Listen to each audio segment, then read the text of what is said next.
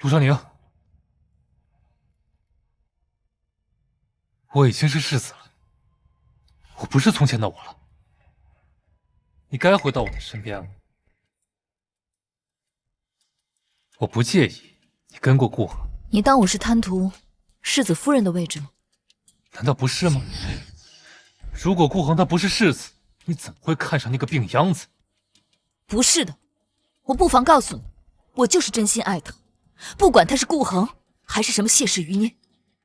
那我呢？当初不都是因为深爱我吗？不是，在骗我！你觉得我不如顾恒？我才是顾家唯一的血脉，而他只是一个野种，他会被处以极刑，永远不会回来。而我将步步高升。李将军已经将我引荐给陈王。陈王要来皇城了，步步高升，那你起码得先当上丞相吧，否则连我夫君衣角都碰不着的你，凭什么让我高看你？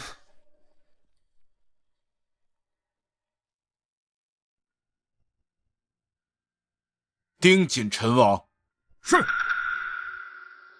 陈王竟然想要回皇城，顾恒说的没错，他果然野心勃勃。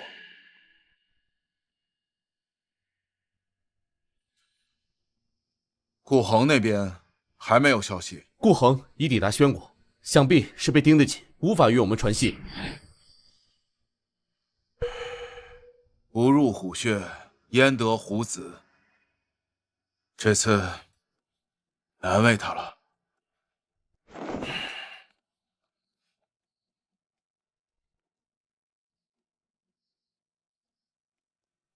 皇上，臣有一计，若能成的话，既能一举摧毁宣国南边防守，亦能牵制陈王的势力，为您解决2个心头大患。说来听听。臣的身世或可一用。传朕旨意，务必确保顾恒的安全。就算没有探明宣国的布防，也必须保证顾恒平安归来。遵命。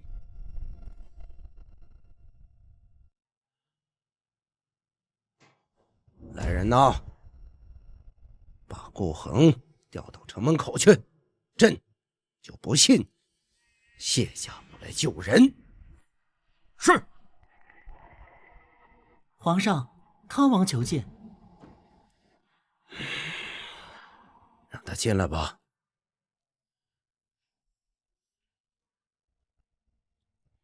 臣弟参见皇上。这么晚，你入宫作甚？臣弟是为了谢氏余孽而来，请皇上允许臣弟带走他。为什么？臣弟将顾恒做福利的家奴，这比起直接杀了他，如此折辱才是上策。朕这个弟弟向来残忍暴力，尤其好男色。将顾恒交给他，确实会让顾恒生不如死。谢氏那帮余孽能容忍顾恒舍生取义，却容不得他以色待人，或许能借此把他们引出来。好，那朕就将顾恒交到你手里把玩。不过你要记住，不要让他死得太快。是，皇上，臣弟一定会好好珍惜的。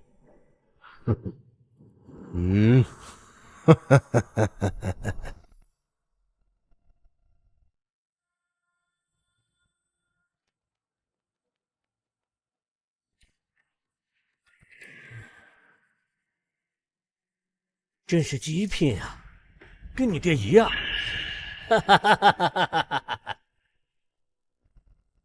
小娘子，玩玩吧。王爷又得到新玩意了，这里面的人会不会玩4把？这外面都是皇帝的眼线，屋子下面便是密室。谢家主已经等候多时了。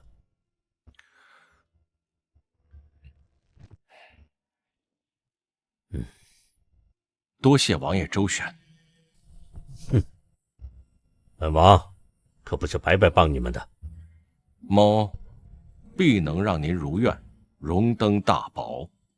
你的计划是帮康王夺位吗？如您所闻。你的心思比我想象的还要深。自揭身世，顾长渊和哥舒亮都成了你的棋子。既然费心布下这么大一局棋，你所求的一定不止如此。怎么，连祖母都不能说吗？您所求的，我自然会帮您做到，但事成之后，我与谢家再无关系。事成之后，我与谢家再无关系。你想脱离谢氏，就是为了那个陆昭宁。虽说她不配做我们谢家的种妇，但你若喜欢留在身边，也未尝不可。哼，所谓的百年清流世家，与忠永侯府无甚区别。可笑，忠永侯府只不过是靠着阴风，就算给我谢氏提携，都不配。无非两种结果，要么我死，尸身可入谢氏坟冢；要么我活，从此脱离谢氏。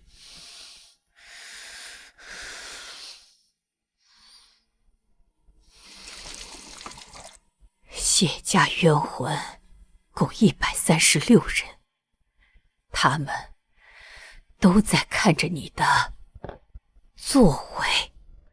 我若失算，自当以死谢罪。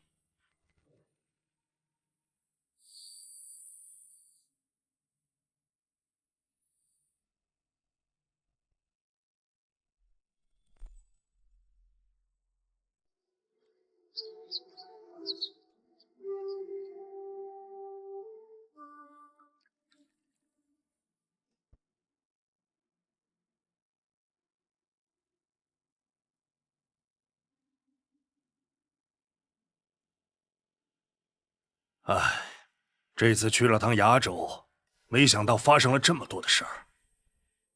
贤婿竟然是谢氏血脉。我和他已经和离，不会牵连到陆家。这真的和离了？哎，闺女啊，你之前不是说过想要出去闯荡闯荡吗？哎呀，这皇城我也待够了，要不我们去西域，或者去宣国找贤婿，他那么聪明，肯定能保住自己的性命。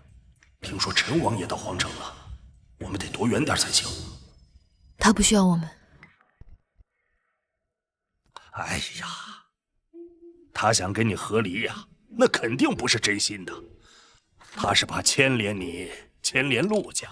我都明白了。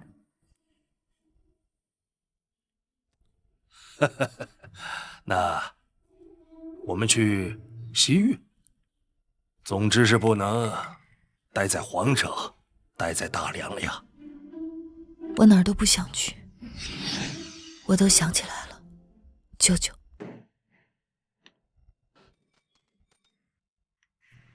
你方才喊我什么？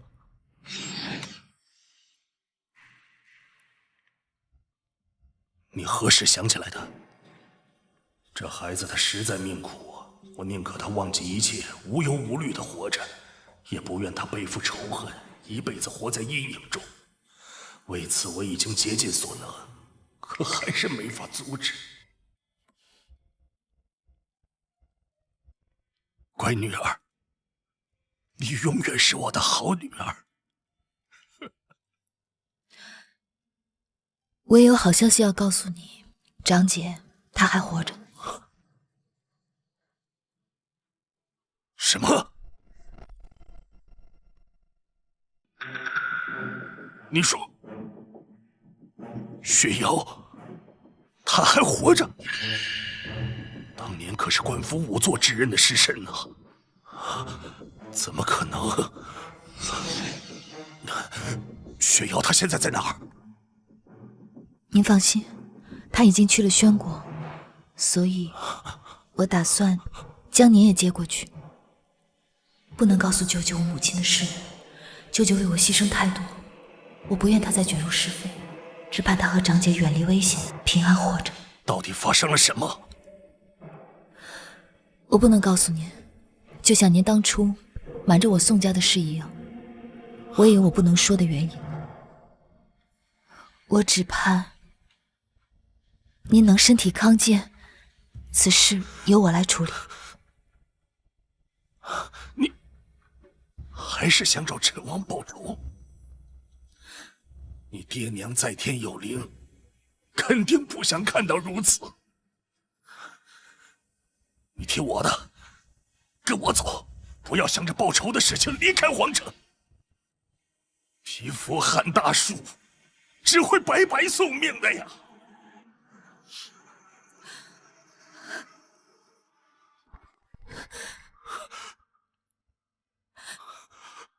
昭宁，感念您的养育之恩，但我现在已经长大了，我不是孩子了，我有我想做的事情。也罢，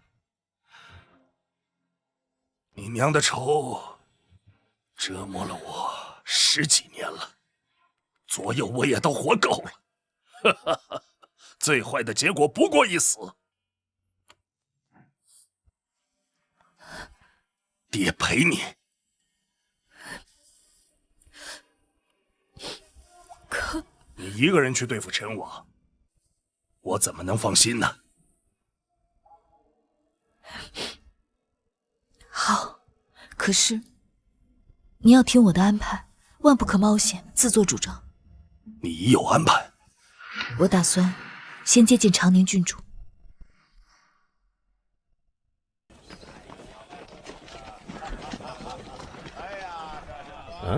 听说康王府的慧敏郡主要成亲了。嗨，早就听说了。那康王的未来女婿啊，可是大有来头。他是谢氏的血脉，还是大梁的丞相。被押送回宣国的时候啊，还和康王不清不楚呢。哎，这事儿我可知道啊。据说啊，这康王色令智昏，多次为此人求情，皇上才赦免了他。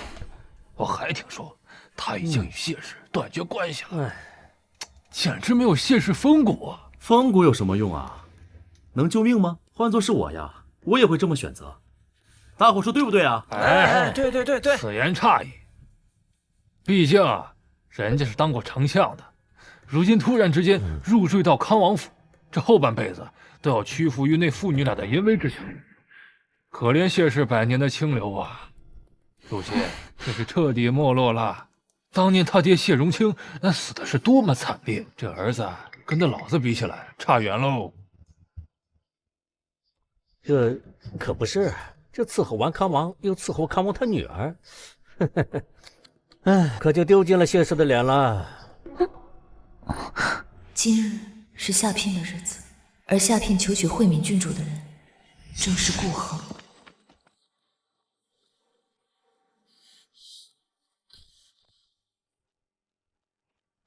本王还要入宫面圣，这大婚的具体事宜，你和慧敏自个商量吧。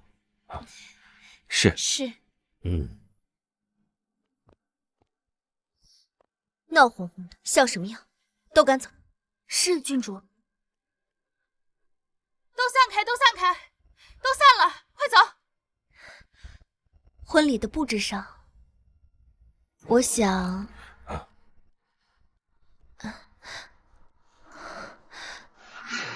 你在看什么？没什么。这是舅舅让我带给你的，以后宣国的生意都交由你打理。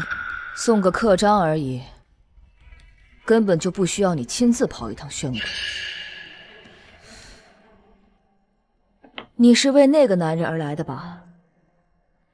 听说他要成亲了，你很在意吗？我不否认你说的，但我来宣国不只是因为这件事情，我查到了一些线索。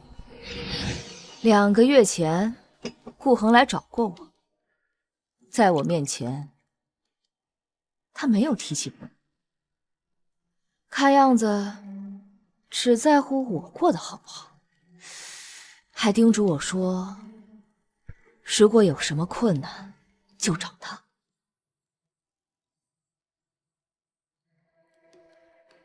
他确实是个好男人。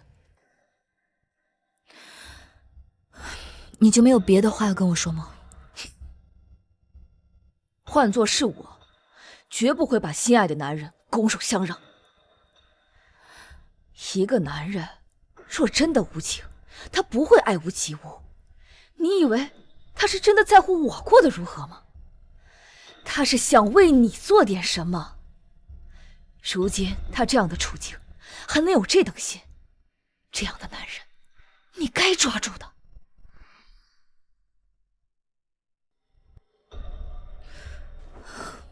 我同他已经和离，他要做什么事，与我无关。我对他最后的情分就是，若我能看到他还活着，我会真心的替他高兴。至于重修旧好，我想就没有那个必要了。不会后悔吗？你不至于蠢笨到以为他真的要跟你和离吧？明眼人都能看得出，他只是为了保全你。我都明白，所以我更得成全他。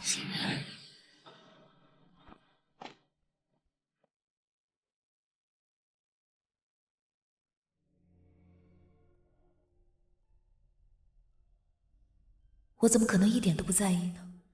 可事已至此，我根本做不了什么。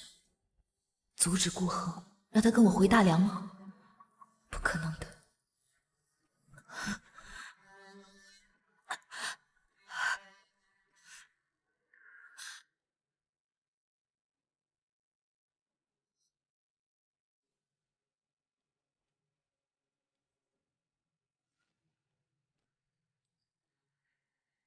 我想跟你说2句话。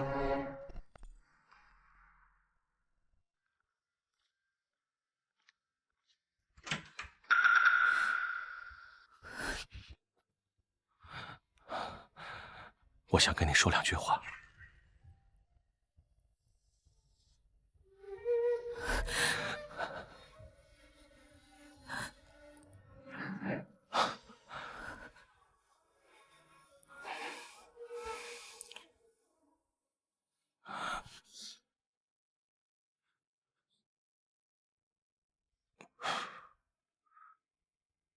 为什么来宣国？那你呢？为什么要抛下我？为什么什么都不说，就留一封和离书给我？为什么要娶别的女人？你不是答应过我，永远不拿钱，永远只有我一个人的吗？我早就说了，人心易变。不是这样的，我知道，你一定有你的目的，也有你的计划。那你为什么不能和我明说呢？我们怎么会走到今天这个地步？不要娶慧敏君主，你同我回大梁好不好？如果大梁容不下你，那我也可以什么都不要，我们远走高飞，隐姓埋名。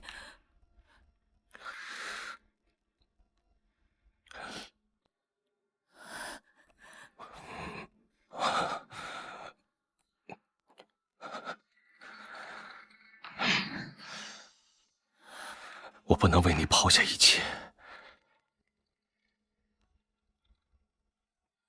所以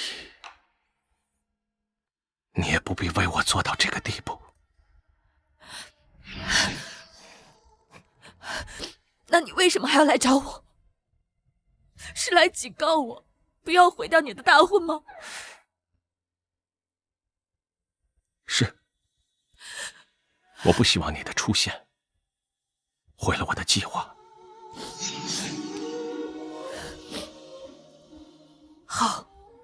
我都明白了，反正我来宣国也不是来找你的，我有我自己的事情要做。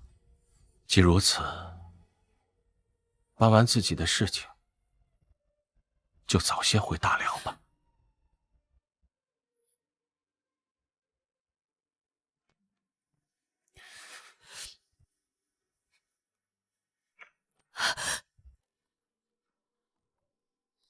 我等了你很久，你去哪儿了？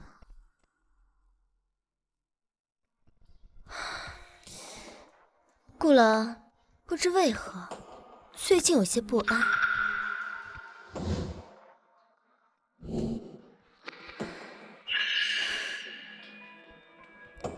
不过我真的很想知道，父王到底有没有碰过你？时辰不早了，郡主，你应该回到自己的院中。能让父王为你求情，得一条生路，还能让父王把我嫁给你，顾郎，你真了不起。但我又害怕，正如传言所说那样，父王让我们成婚是为了长久的霸占。但是那又如何？我想父王不会介意我和他共用。郡主，你失言了。你还真在意我父王啊？说实话，我确实从未见过他如此宠爱谁，你是头一个。你也应该知道，我是真心喜欢你。瞧见你的第一眼，我就晓得你是上天赐给我的男人。下月初我们大婚，我很期待。是。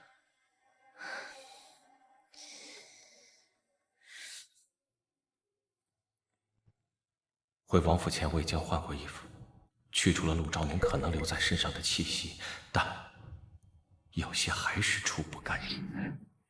好，我都明白了，反正我来宣国也不是来找你的。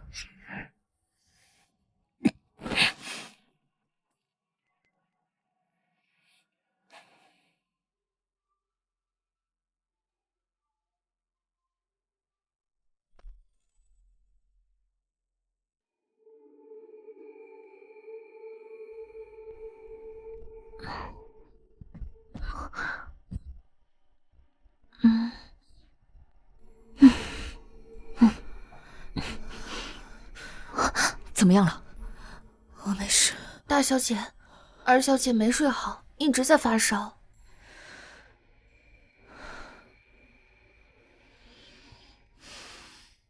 你们之间的事，总是要说清楚的。我一直被他瞒着，一直在惴惴不安，不知道何时会出事。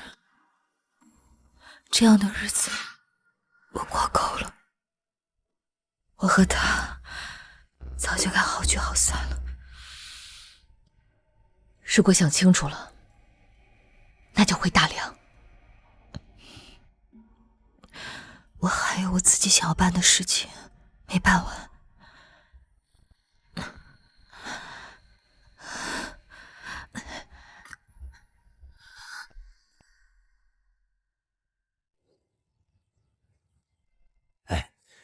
这药不收银子，都是些随处可以挖到的草药。丁大夫，您真是大好人，别家医馆就不会像您这样白白给药。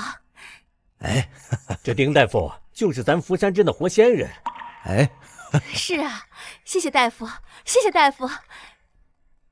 小姐，这真是个好人。陈王诬陷父亲通敌，害死我父亲后，又假意帮宋家军正命，拉拢军心，做得滴水不漏，难寻破绽。查了1年，我也只查到陈王从前的一个部下隐姓埋名来了宣国，就是眼前的丁大夫。来宣国找了半个多月，才寻到他隐居的这家医馆。这位姑娘，你是哪儿不舒服吗？可否移至内室讲话？请。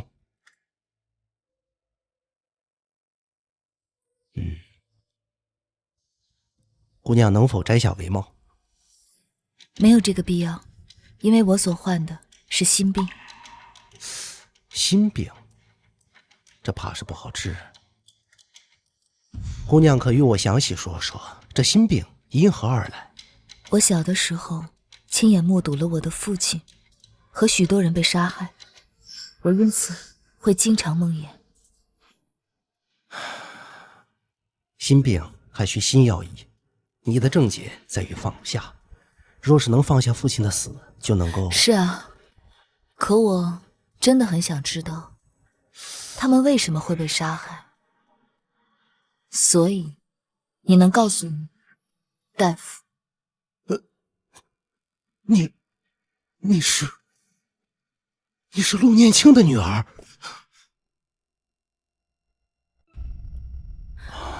你可以告诉我吗？你是陆念青的女儿？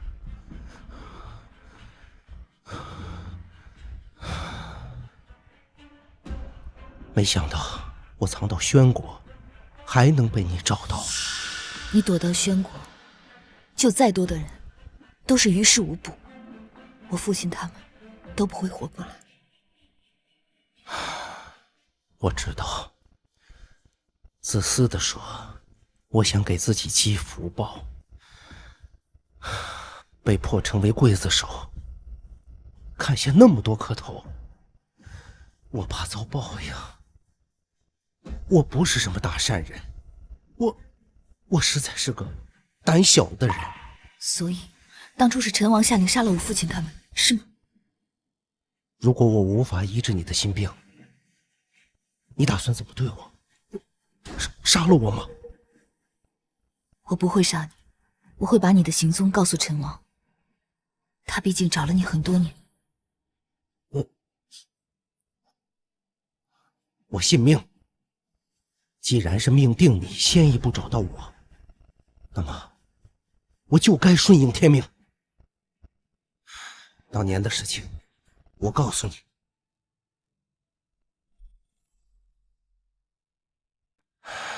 没错，都是陈王。他指使严家，污蔑宋家，镇压宋家后，他假意为宋家平反，转头就灭了严家。我们这些人不过是他的棋子。严家，那是顾家祖母的娘家。陈王这一石二鸟，除掉2员大将，独揽兵权，当真是毫无谋算。那日，将士们都被药倒，我们被人驱赶着回头。我砍下很多头，根本停不下来。后来，我扔下刀，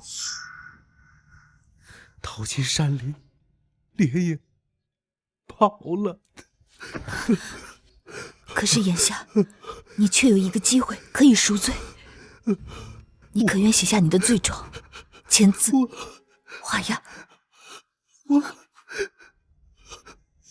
我实在是个罪人呐！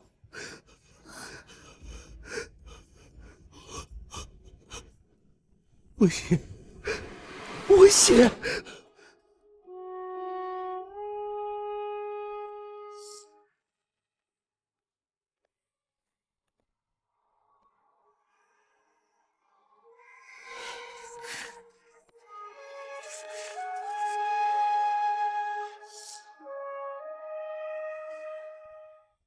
今日是顾恒的重要日子，这个时候一定都拜完堂了。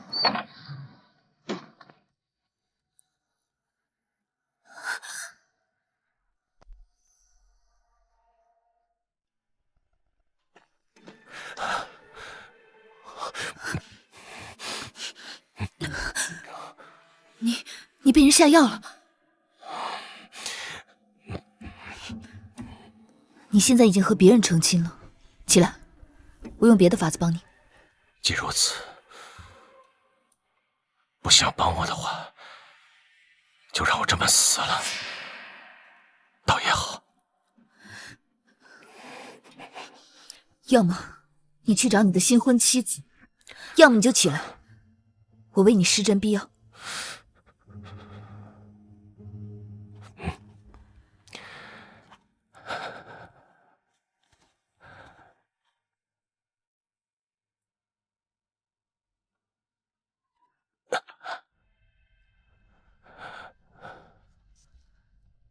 有劳了。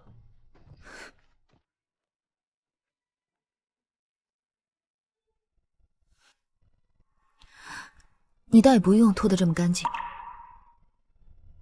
你不是说要施针吗？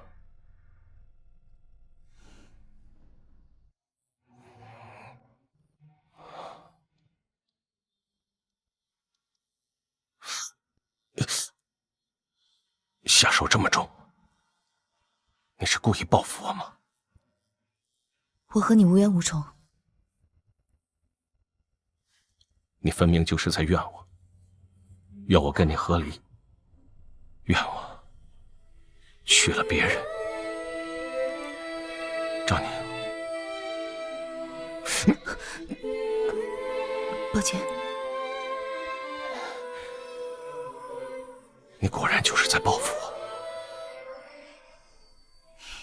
你既然这么怕我报复你，那你出去找别的大夫。不送。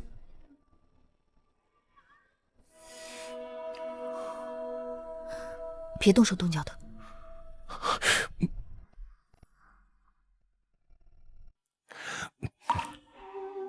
我不动手动脚，那我动嘴。你，我身无分文，只能拿这个当做枕巾了。你不是康王的女婿吗？怎么会没有银子？那你可曾听说过，我还做过康王的男宠？连身体都不是自己的，他又怎会给我身外之物？赵宁，我未曾侍奉过康王。好了，再稍等片刻，你的药性就会散了。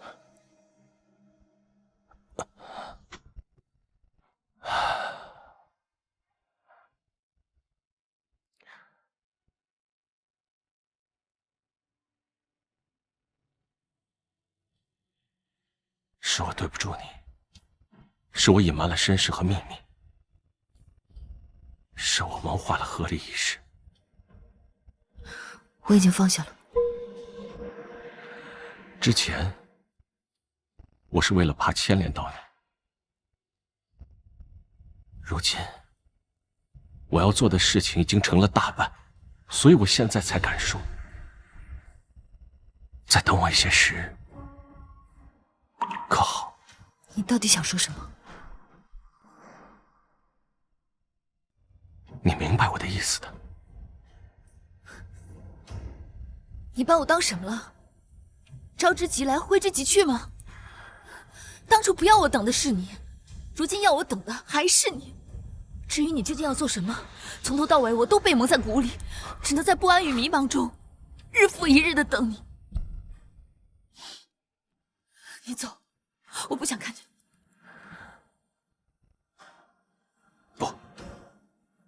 不走。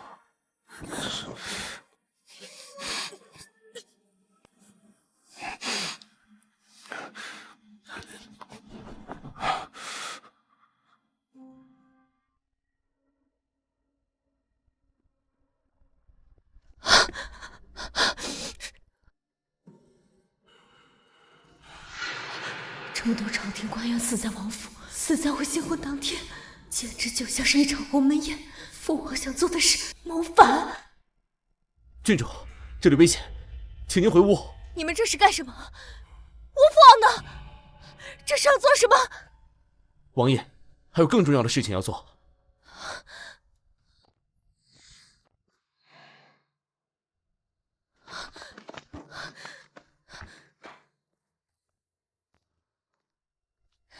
夫君，夫君，你去哪儿了？我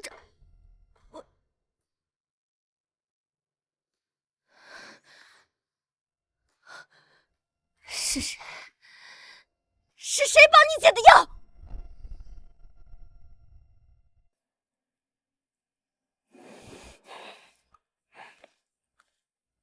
名单上的人都已被斩杀。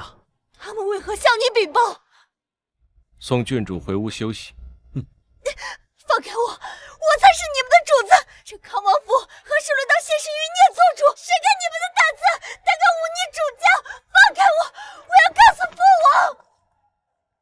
王爷已经入宫了吗？是，半个时辰前，王爷就已经入宫。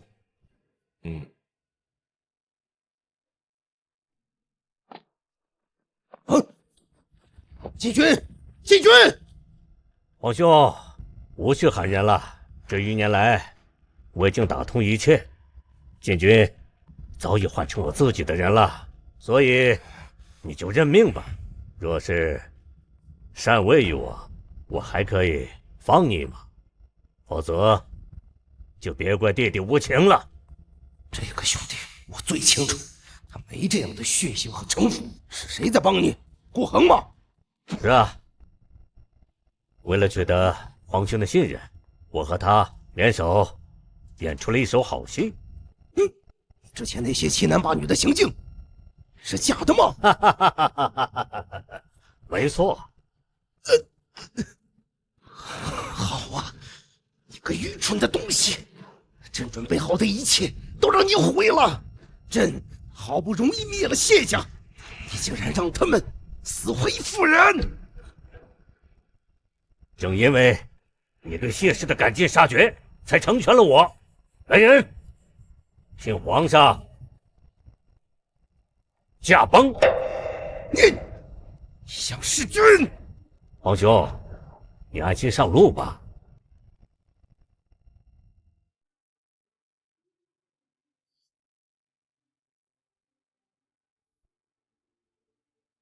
怎么，不认得了？你走。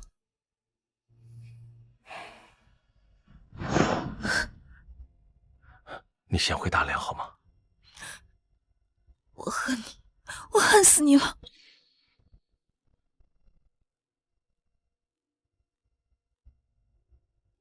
别哭，我会心疼的。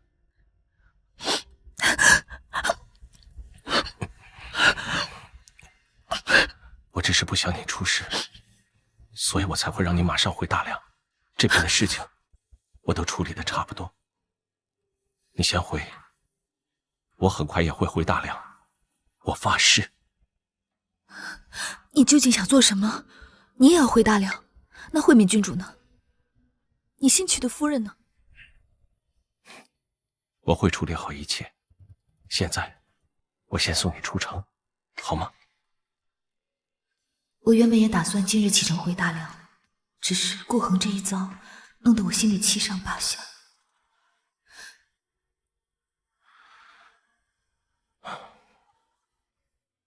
武昌帝昨晚驾崩，康王已经取代了他，成为了新帝。我与慧敏郡主成婚，不过是康王的瓮中捉鳖之计，借着以喜宴之名，将武昌帝的忠臣一网打尽。我这么说，你能明白了吗？什么？一夜之间，宣国易主了？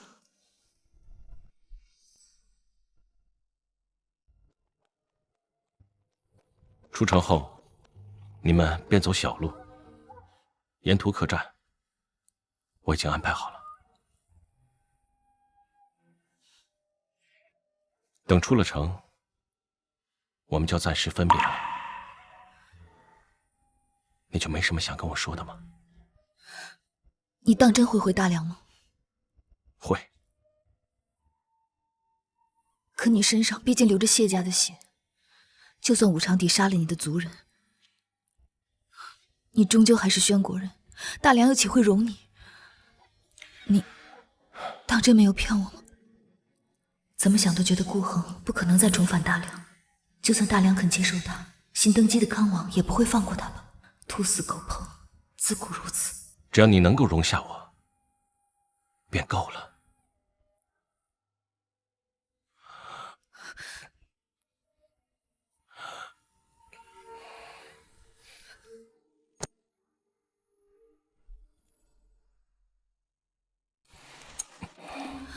别这样。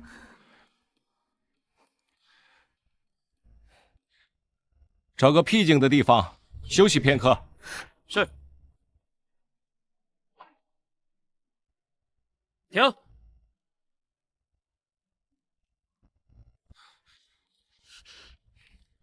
所有人退后10丈。是。走吧。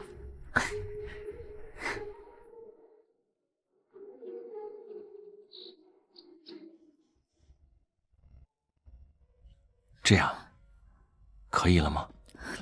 难道你就不能忍忍吗？下辈子你做个男人，你便会体会我的煎熬。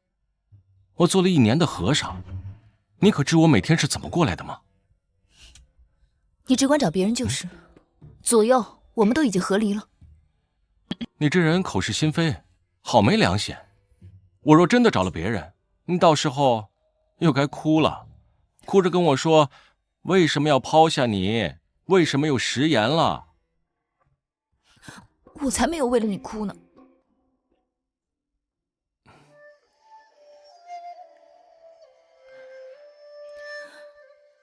总归是我对不住你，你怨我也是应该的。只是看到你落泪的时候，我着实心疼。那时候我便差点忍不住想告诉你一切，可是大局未定，我不能让你跟我一起去送死。原谅我好吗？我才不要原谅你！当时一句话不说，丢下一份和离书就走了。你知不知道我那个时候有多需要你？你就这么走了，我当时心里有多痛苦，你知道吗？现在却说要我等你，我凭什么等你？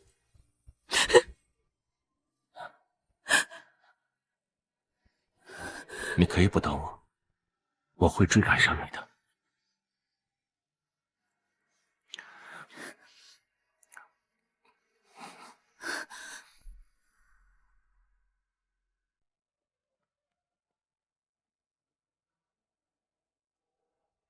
走了。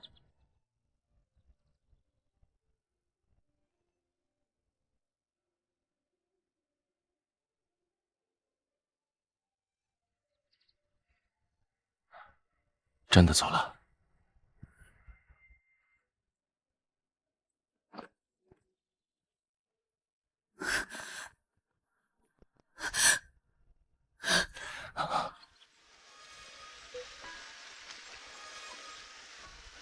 你答应我，一定要回来。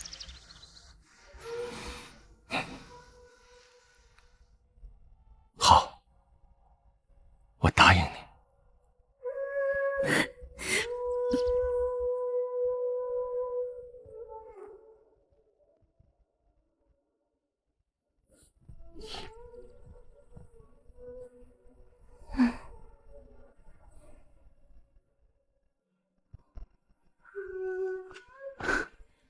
小姐，我们该起床了。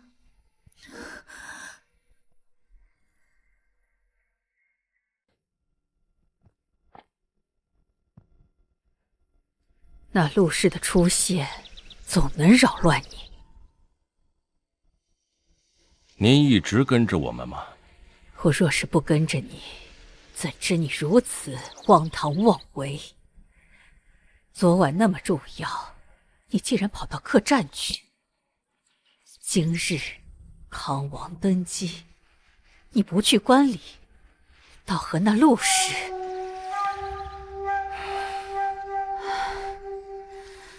算了，那是你的私事，祖母我就不多言了。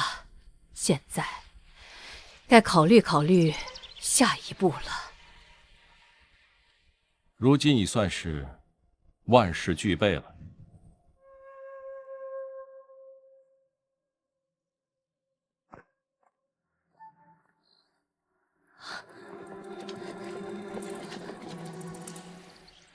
夫君，郡主，我们的婚事只是为了帮皇上铲除异己，如今目的已达成，我们的婚事自然也就不作数了。怎么可以不作数？我们是拜了堂的。我不要。父王既然已是皇上，那我便是公主。我要你顾恒做我的驸马。我言尽于此，郡主，请自重。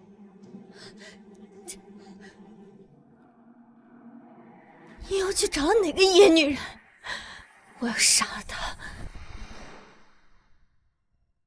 你若是敢动她，我自然也不会让你活着。你说什么？你怎么能对我说出这么残忍的话？顾恒，你骗我！你不得好死！你不过就是父王宠幸的男宠，是我不要你，是我不要你。如今朕已登基，你除了想为谢家证明，你还想要什么？愿为皇上谋士，助宣国一统天下。一统天下？哼，说得轻巧。宣国位居北方，要实现天下统一，必得南下。而去年我们与大梁签订10年盟约，不得举兵。你说这南边的大梁动不得，何来一统天下的门户？先帝登基，先帝所立的盟约，自然可以推翻。你是说撕毁盟约，攻打大梁？皇上英明。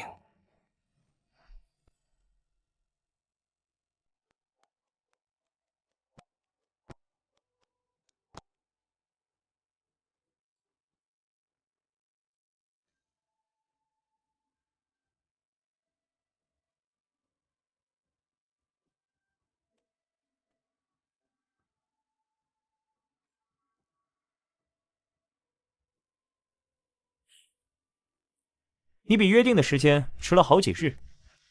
你就是陆展，与从前大不相同了。陆展是舅舅收养的孩子，是我名义上的弟弟。生父是宋家军副将林浩，我对他的记忆不多。他来陆家不久，便被父亲送走了。司徒将军正如你所料，愿意助你对抗陈王。大梁开国初期，宋、司徒、严、张4家功勋卓著，太祖皇帝特许其世袭兵权，大部分的兵力都由4大家族掌控。而今陈王吞并了宋家和严家，司徒将军为求自保，与我们合作本就是情理之中，毫无亏处。他此前妄图拉拢张家结盟，但遭到了拒绝。眼下最难攻克的便是张家。张家那边陈王也有部署，他要将长宁郡主许配给张将军，婚期定在1个月后。长宁郡主吗？这陈王当真是好算盘。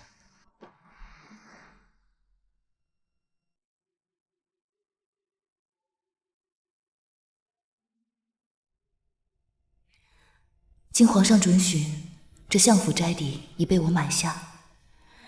这里的陈设如旧，但人的心境到底是不同了。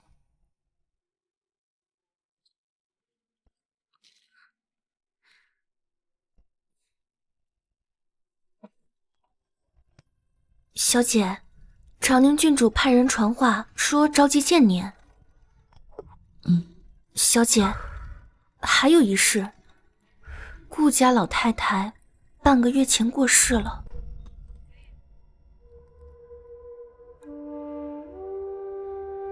祖母走了。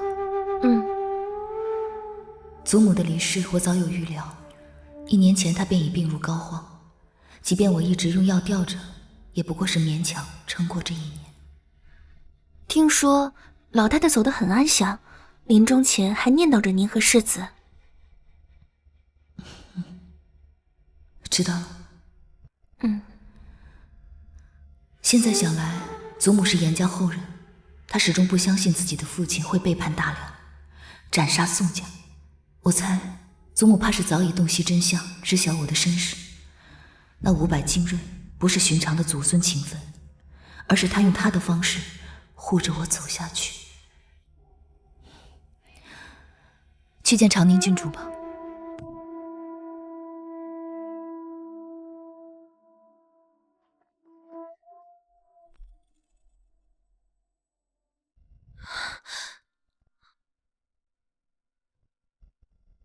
你总算回来了，我等了你好久了，快坐吧。这1年来，我接近长宁郡主，以合伙做生意的借口，成功取得他的信任。他在皇城没有知心好友，习惯了遇事就找我。此前去宣国做生意，耽误的久了些，这是郡主应得的分。这个你就替我送到慈幼院吧。我找你来，不是为了分你银子的。那是为了您和张将军的婚事。原来你也听说了，那我就直接说了。赵宁，你可有法子帮我摆脱这门亲事？那张将军的年纪都能做我父亲，我不愿蹉跎后半生。陈王之所以要把郡主迎嫁给张将军，最根本的原因是因为您宋家女的身份。你说的不错，父王想通过这门亲事来巩固两家的关系。恕我直言，恐怕不止于此吧。据我所知，宋将军死后，宋家的兵权由陈王代管，可是这实际上兵权真正的主人还是宋家后人，也就是郡主您。陈王始终无法越过这层关系，来真正的掌握宋家的兵权。可是，一旦张将军娶了您，他便能以宋家女婿的身份真正接管，到时您的父亲也能分一杯羹吧？你怎能如此揣测我的父王？这些呀，也都是我作为一个生意人的盘算。也许王爷是真心的希望郡主幸福呢？我如何分辨不出呢？其实陆昭宁说的是实情，但我不愿意承认。父王他竟然真的对我如此无情，你真的有法子帮我？我确实有法子帮郡主摆脱这门亲事，不过要看您能下多大的决心。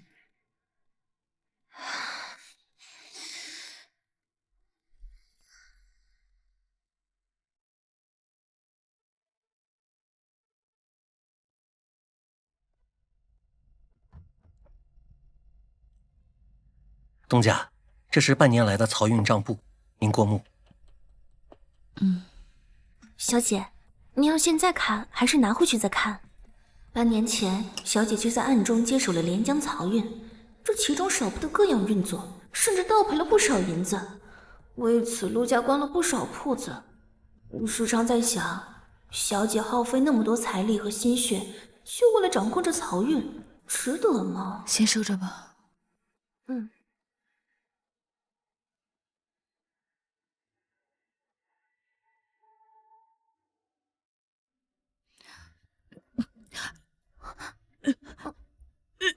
小姐，您怎么了？我去找大夫。不用，别声张，我自己就是大夫，我很清楚自己是怎么了。此事虽在意料之外，却也在掌控之中。怀了顾恒的孩子，如此一来，接下来的事反倒好办多了。约见本将军的不是长宁郡主吗？长宁郡主呢？你又是谁？将军稍安勿躁，小女是长宁郡主的好友，在她来之前，我有几句话想跟将军讲。你想说什么？难不成自荐枕席也要给本将军做妾？4位开国将军，如今只剩张家和司徒家。严家因着犯下大错，兵权由陈王掌管。这宋家只剩一个孤女，由陈王收养，兵权便由陈王代管。既是代管，那么只等这宋家女嫁了人，兵权便会交由宋家女婿。这便是陈王和张将军您说定的条件吧？还轮不到你一个晚辈来打听。哼！可是长宁郡主根本就不是宋清明的女儿。方才说什么？你方才说什么？剩下的话便由长宁郡主和您说吧。长宁郡主，这是怎么回事？为何方才这位姑娘说你并非宋家女？我可以帮郡主摆脱这门亲事，只是要看您能下多大的决心，比如自曝身世。你说什么？什么身世？抱歉，郡主，我作为生意人，向来谨小慎微，此前也调查过您跟陈王，这一不小心就查到了您真正的身世。不过郡主放心，我当然不会出卖你，那对我没有好处。毕竟这1年来，靠着郡主这尊大佛，我也赚了不少钱。而且，我一直真心把你当做朋友，无法眼睁睁看着您嫁给一个和自己父亲年龄相仿的人，才出此下策。而最终如何抉择，全在郡主您。我的确不是宋清明的女儿。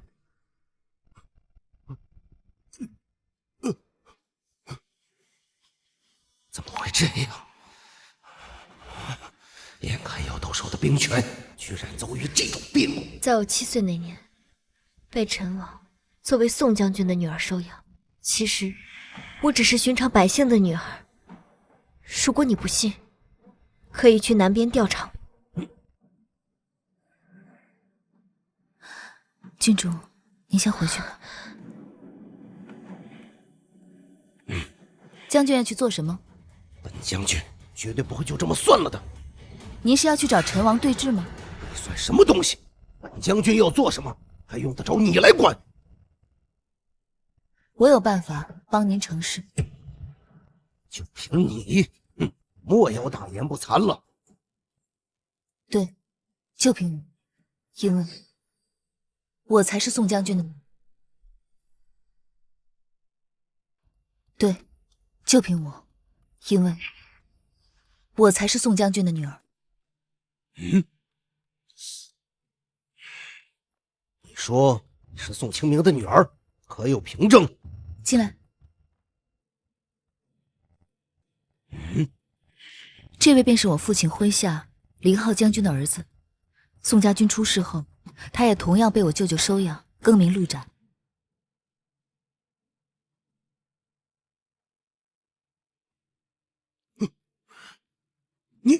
你们这2个当年的将士遗孤藏得够深的。晚辈这里亦有一份凭证。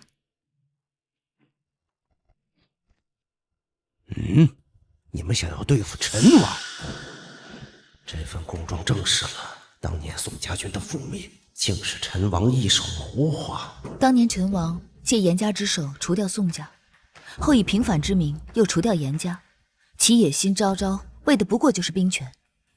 他招您为婿，承诺会把宋家的兵权交予您，可是这握在他手中的东西，他又岂会拱手让人呢？陈王的心思我怎会不知，但我也有自己的考量。若能拿到宋家兵权，我未必不能与他赌上一把。可若这宋家女是假的，陈王将来倒打一耙，被除掉的便是我张家。你们可有什么计划？如今的4大将门就只剩下您和司徒家了。晚辈已经说服了司徒将军与我们联合，现在只差您了。咱们3家一同联手对付陈王。联手动陈王，若赢了便可以分他手里的兵权；若不联手，我张家如今已是陈王的眼中钉，迟早也会被他吞并。3家联手，听起来倒也不错。可本将军凭什么信？将军，您信不信我不重要，重要的是您信不信他陈王会放过张家。那我和长宁郡主的婚事如何解决？您只需按兵不动即可，剩下的交由晚辈处理。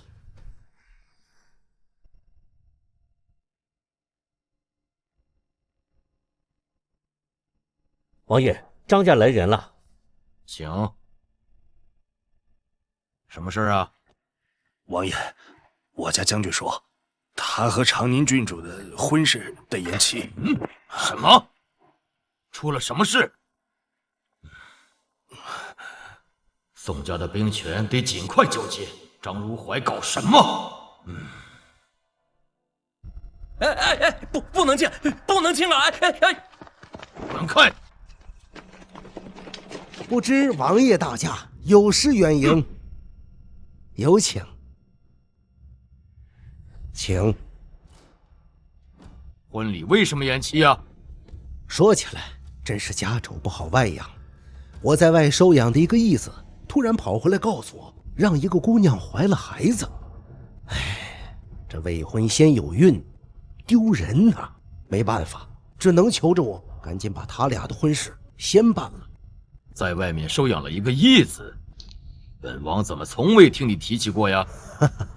是军营里的一个年轻人，瞧他天分不错，就突发奇想，还没来得及过明路呢。王爷，事出突然，我这也是没法子。不过您放心，我和郡主的婚事只是延期，毕竟人家姑娘的肚子等不了。也算是双喜临门了。今日本王恰巧有空，你把他们俩叫来，本王见见他们。来人，把他们叫来。我早已知晓念青的女儿就在皇城，但为了不被人盯上，我没有主动接触过此女。没想到兜兜转转的，她还是出现在了我面前。还不见过王爷？见过王爷。几个月了？回禀王爷，约莫1个多月了。正是身体虚弱的时候，怪不得脸色这么差。来人，请大夫过来。是。王爷，这就不用了。来人，请大夫过来。是。王爷，这就不用了吧？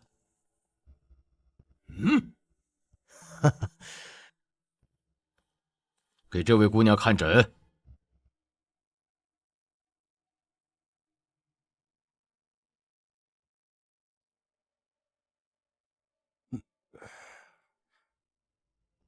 王爷，这位姑娘胎相平稳，并无大碍。居然真的怀孕了！是真的，老天真是吓死我了！退下吧。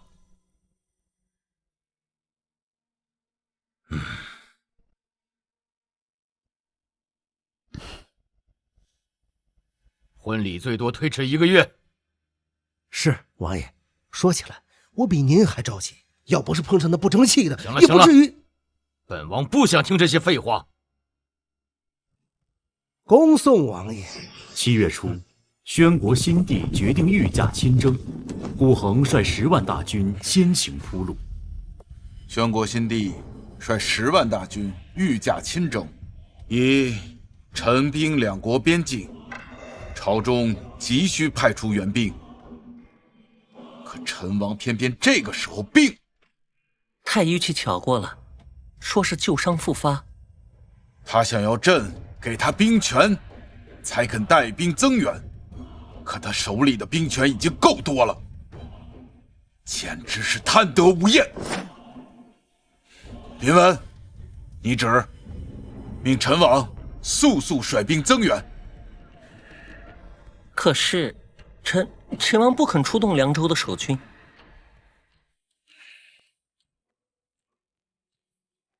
让司徒将军一同增援，陈王为主帅。这是相当于把司徒家的兵权暂时交给陈王统领。是，奴才这就去办。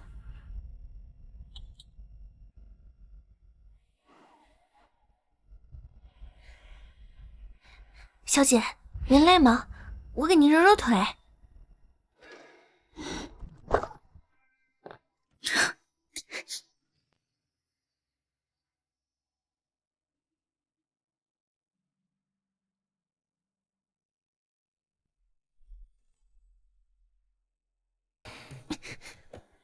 世子，不，顾公子。阿蛮，你去外头守着。是。我还没那么脆弱。算起来，有3个月了吧？你怎么突然来了？是那边的事情办完了吗？你如今要带着我的孩子嫁人了，我总要来送送你们。那不喝杯喜酒再走吗？你好没良心！你是故意在报复我吧？报复我没有任何解释就离开了你，所以你就要用同样的方式来回敬我。我不会拿这种事玩闹的。今日我成亲，就如同你当日要娶慧敏郡主，都是身不由己，必须这么做。是以，你不能怨我。我们很像，虽然我不清楚你到底要干什么，但是我能感觉得到，你不是真心想嫁给他。陆昭宁，我只要你一句承诺，等一切尘埃落定，我们还能重新开始。说实话，我不清楚，连明天会发生什么我都不得而知，更何况是那么远的以后呢？正如你当初说给不了我承诺，就要匆匆离开，你我的心境应该是一样的，你更应该理解我才是。你非要如此残忍，连句哄我的话都不肯说吗？你我都有自己的路要走，这2条路是否能交汇，得看我们能不能在各自的路上走到底。而今，你我都只走了一半，不是吗？我有把握，你有吗？有。那么就等这2条路交汇，我会走得快些，在尽头等你。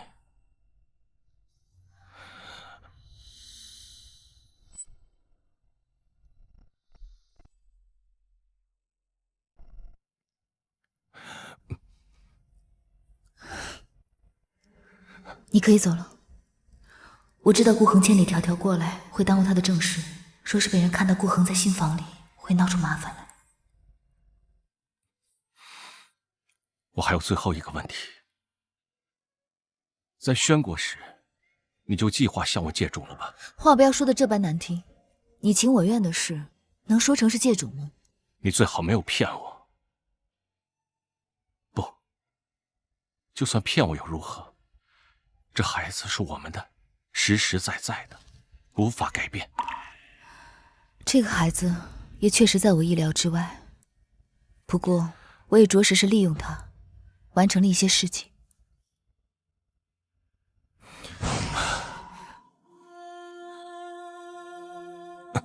就算是利用我，也无妨。反正这孩子像我，注定要被你驱使。我何德何能驱使得了你？容忍你跟别人成亲，已经是我最大的让步了。记住我的话，如果你敢和那人假戏真做，我真不知道自己会做出什么来。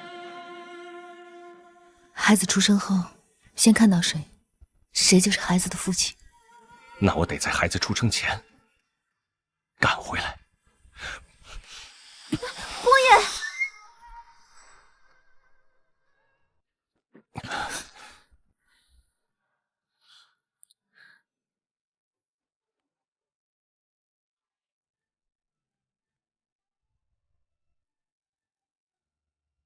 这就是昭宁常提起的那个弟弟吧？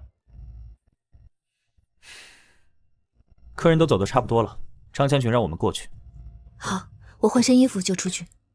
好，那我出去等你。你不出去？都先出去。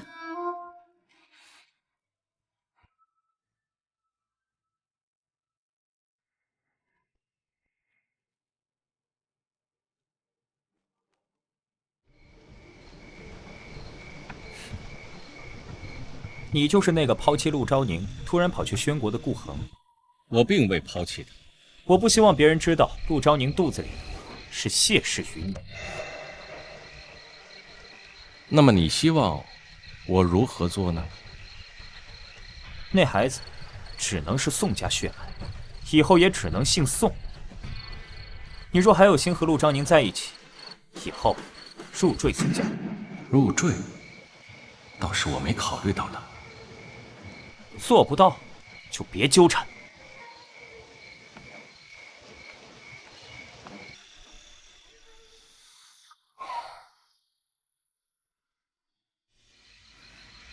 他怎么走了？你同他聊了什么？入赘的事情。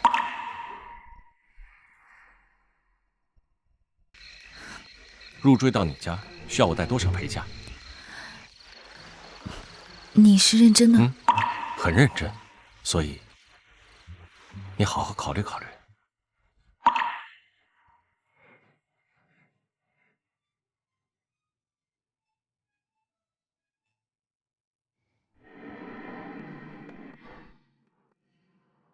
陆昭宁是顾恒的妻子，如今改嫁还有了那个人的孩子，待顾恒回来，正愧对顾恒。张如怀，一大早你就说有重要的事禀告，到底什么事？皇上，此事十分重要，事关我的儿媳陆氏的身世。说，怎么回事？回禀皇上，民女的亲生父亲，实际上是曾经戍守南境的宋清明，宋将军。什么？宋清明？朕知道宋家有一孤女，但不是已经被陈王收养，是如今的长宁郡主吗？民女也是最近才想起自己的亲生父母究竟是谁。至于长宁郡主，我想许是陈王弄错了，将她错认成民女，所以带回了陈王府。你有什么证据说陈王错了？皇上，事关这二人身世的证据都在这儿，请您过目。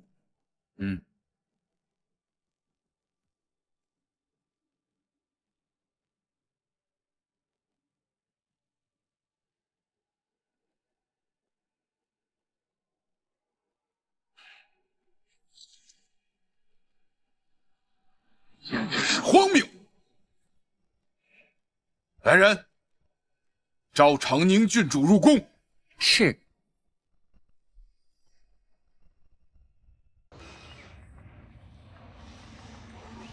是你把我的身世告诉皇上的吗？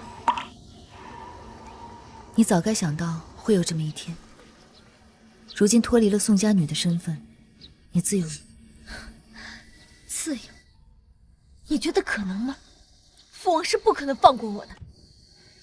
我以为你安排了车马，你可以离开这里，去寻找你的亲人团聚。亲人？我的亲人早就死于饥荒。是陈王告诉你的吗？事实上，你还有一个弟弟尚在人世。至于其他人，他们也并非死于饥荒，而是被陈王灭口。只有你的弟弟得以逃脱。既然是这样，他骗我，他骗我，他怎么可以这么恶毒？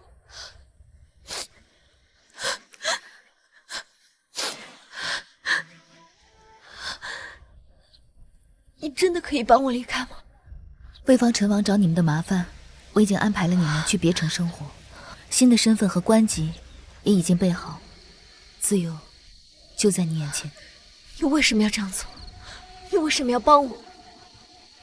不是帮你，我是帮我自己，因为我才是宋家女。难怪陆昭宁和武夫人那么像，原来他们才是母女。多谢你，多谢。但是背叛陈王的人，就算逃到天涯海角，他都不可能放过我们的。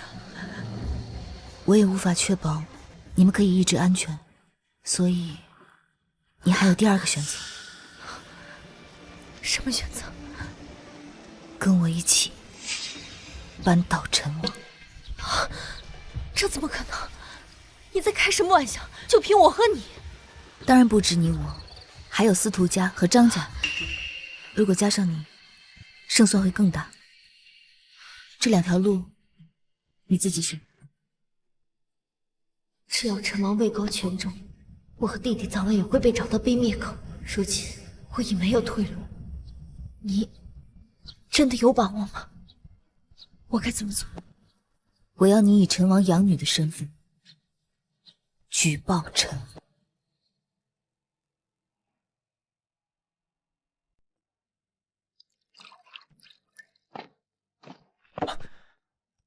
皇上怎么说？皇上已下诏书，削去长宁郡主的封号，过几日便会公布我的身世。届时宋家的兵权也会陆陆续续交到你手上。陈王那边能同意吗？皇上和陈王之间也在暗自较劲，皇上也想借此机会削弱陈王的兵权。虽然宋家的兵权暂时在陈王手上，但实际决定权还是在皇上。是以不过是他一句话，一道圣旨的事。陈王出征在外，届时怕也是鞭长莫及。后面要做什么？对付陈王，你可有章程了？此事我已有了安排。宋家旗下不只有明面上的宋家军，更有整个南方城一带的亲信。是以陈王虽然掌握宋家兵权，却始终没有能力真正吞下整个宋家，因为那些南方城的诸将们，他们只服宋家人。你去飞鸽传书，通知南方的诸将领，你准备接管宋家军。好，我现在就去。皇上，民女自知假冒宋家女罪孽深重，思来想去，还是觉得此事应该禀明圣听。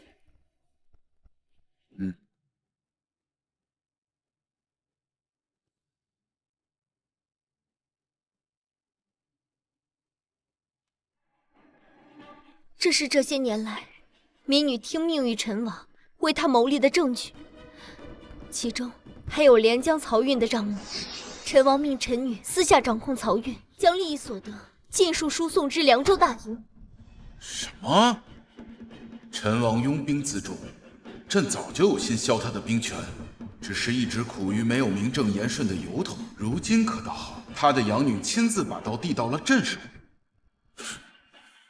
有他养女出面揭发，比什么物证人证都来得叫人信服。陈王呀，陈王，你养的好女儿啊！来人，来人，在！即刻派兵将凉州城暗中控制起来，查看看陈王是否有利益输送一事。皇上，要控制整个凉州，需要不少兵马。召张如怀入宫，让他手下的兵马尽数去办此事。另外，命李将军绕过主战场，直捣宣国皇城。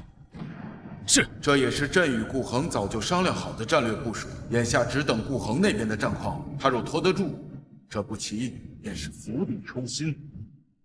那些罪证都是陆昭宁伪造的，没想到皇上就这么相信了。你倒是有胆色。民女罪该万死。既然你敢揭穿陈王，便是功过相抵了。是，皇上这事不会追究我的责任。走吧，以后不要再回来了。所以当初你是为对付陈王，故意接近我，就想利用我义女的身份来污蔑陈王，是吗？事到如今计较这些，还有任何意义吗？如今你能活下来，和你弟弟平安的生活下去，才是最重要的，不是吗？你们都太可怕了。不过，我还是要谢谢你，至少你帮我找到了弟弟。但我再也不想见到你。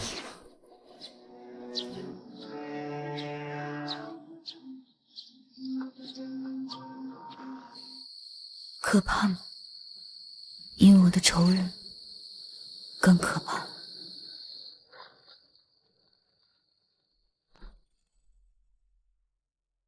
战事吃紧8月初，陈王率援军抵达北境，收到皇城密信。皇帝下旨将宋家兵权移交给陆昭宁，陈王震怒，却望尘莫及。9月，宣国大军攻破大梁北境，连夺5城，陈王节节败退。宣国军师正是顾恒。10月，陈王勉强夺回2城，但战局依旧不利。皇上，皇上，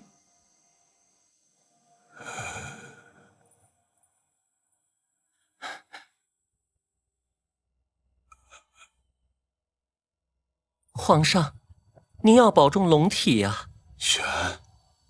宣太子。是。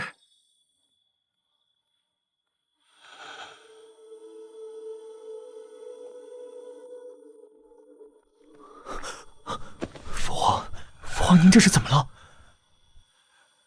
朕时日不多了。父皇，你身为太子，必须负起责任。这大梁江山早该交给你了，只是朕一直不放心。顾恒是朕的人，顾恒是朕的人，他对大梁是忠心的。我就知道钟情，他不会攻打大梁。但是，我竟然直到如今才知，顾恒和父皇暗中有计划。顾恒难得我好苦啊！11月，宣国大军势如破竹，胜仗连连。然而盛极必衰。12月，纷飞大雪中，当宣国再攻下1城后，好运似乎用尽了。怎么回事？方才传来急报，敌军居然越过我们直取后方，宣国南境失守了。将军，不必担心。我怎能不担心？南境失守，敌人都打进宣国了。皇上命我们即刻撤离，收拾东西，马上撤。如今宣国军队要行军回去，离国境已是千里之遥，远水解不了近渴。这几个月，他们只顾眼前的胜利，一路长驱直入，却从未想过回防。战线拉得太长，一路以战养战，可眼下粮草也不够了，这盘棋已成了一盘死棋。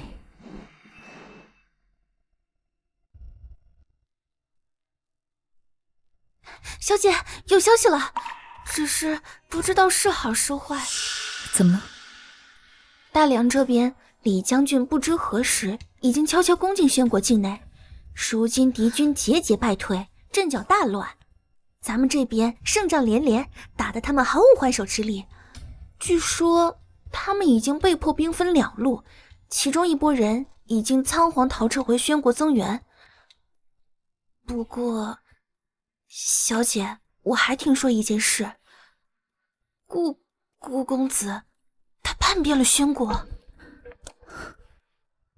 我早已料到这个可能。顾恒一直说他会回到我身边，想必不可能真心帮宣国攻打大梁。那顾恒现在如何了？目前还不知道，这件事还是石巡告诉我的。不过他已经派人打探了，估计还得几日才能知道。报，王爷，军报。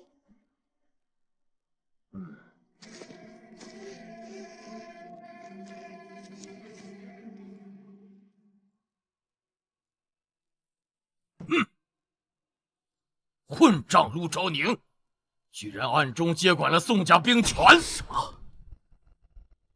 那个像念青一样柔弱的女孩，本王从没放在眼里。可她是怎么做到的？不是说她对7岁前的记忆一无所知吗？难道已经恢复了？王爷，皇城那边我们暂时鞭长莫及，难道就任由他们把宋家的兵权接管了吗？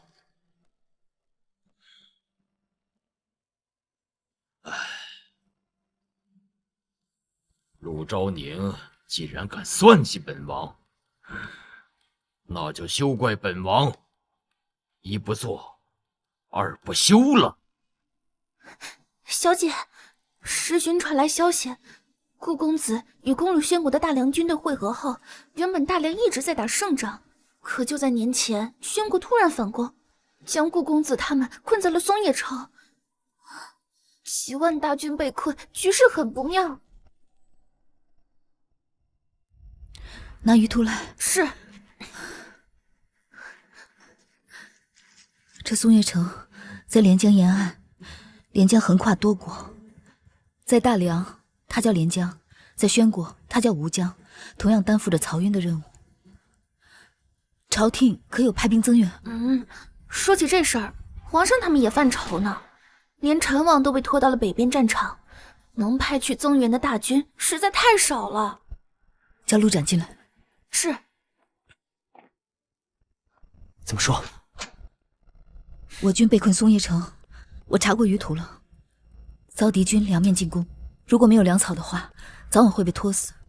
我需要你带兵增援。好，但现在时间紧迫，我马上入宫请示，希望皇上能答应出动南方军。南方不可无人戍守，皇上是不会答应的。那你打算怎么办？只是运送粮草，要不得这么多人，以免暴露行踪。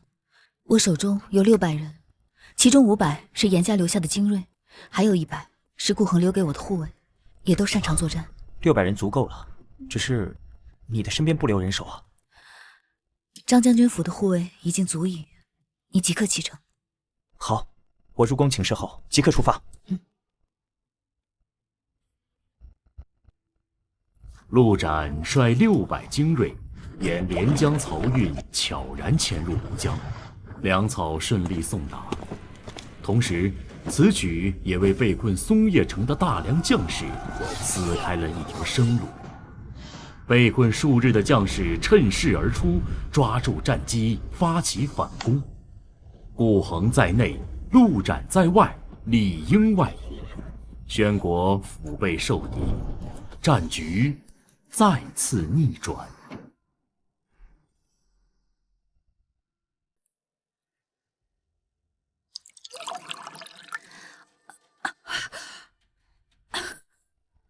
小姐，小姐您怎么了？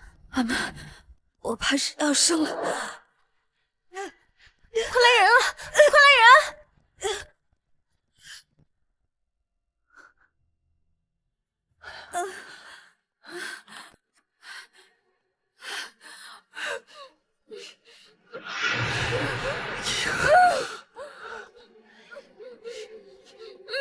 小姐，没事的。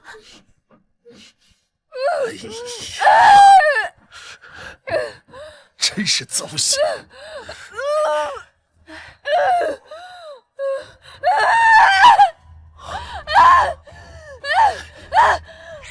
生了，生了，生了。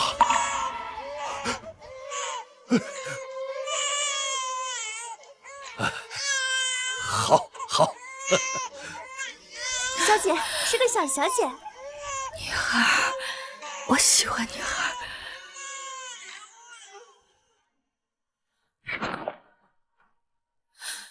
有人要杀我，孩子！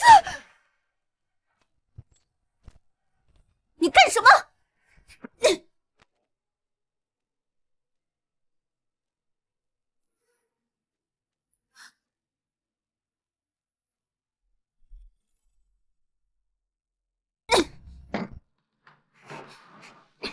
说，谁派你来的？带下去，好好审问。是，走。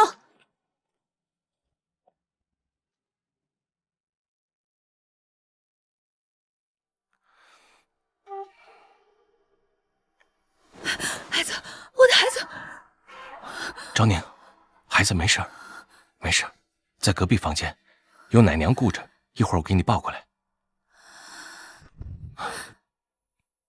我好后怕，若我没有及时赶回来，那刺客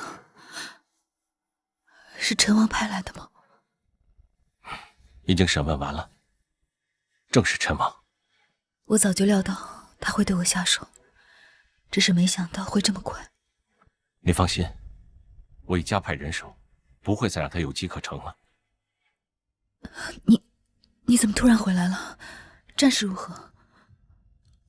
还未结束，但也差不多了。两国已经开始和谈，我不用待在那边了。和谈？对，大梁胜了，宣国要赔偿战争中的损失，至少有10座城池。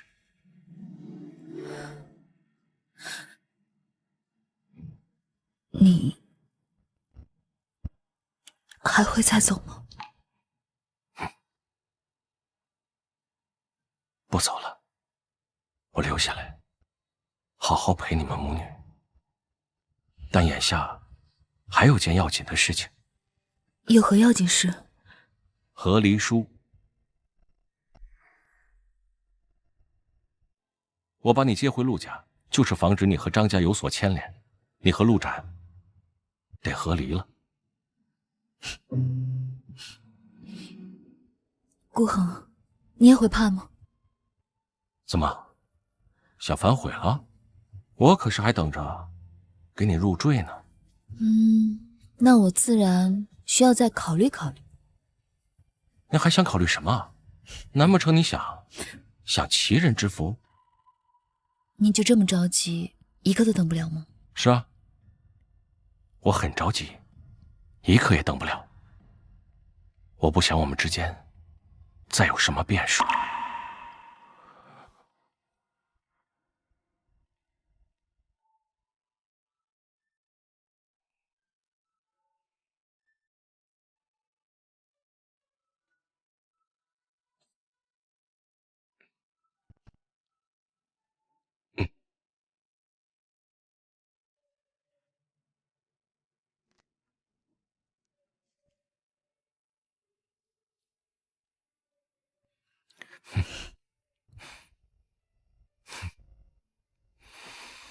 小姐，顾长渊来了。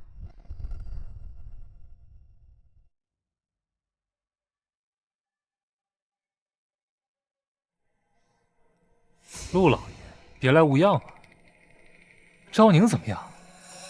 听闻从张府搬回了娘家，可是遇到了什么难处？顾世子，我的女儿就不劳烦你费心了。陆老爷，您是生意人，应当懂得趋利避害的道理。你纵容顾恒在你府上，便有通敌叛国的嫌疑。晚辈只是好意提醒。是提醒，还是威胁？你还有脸回来？你知道你给陆昭宁、给陆家带来了多大的麻烦吗？不管你是否对大梁有功，你身上流淌着宣国谢氏的血脉，这一点不会改变。这么久没见，你还是没什么变化。是啊，也就是我这顾家唯一的儿子，做了世祖，受到皇上的器重，封了大将军。程渊，好歹我们也是同一个母亲所出，按照血缘，我也是你兄长。是以听为兄一句劝，凡事留一线，不是宽仁，是自保。你这个野种！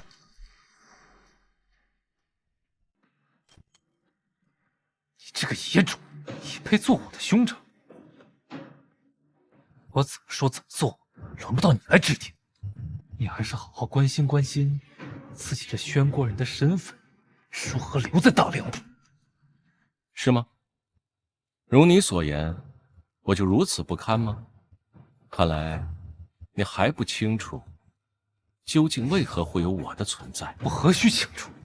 你父亲勾引人妻，害人害己，才有了你这个孽种。顾长渊，你还是和以前一样，蠢笨无知。我是不会让你留在大梁的。这满朝的文武百官也不会纵容这肮脏的血脉流下。我若是你，现在应当立刻跪下来求我。你竟如此不知尊卑！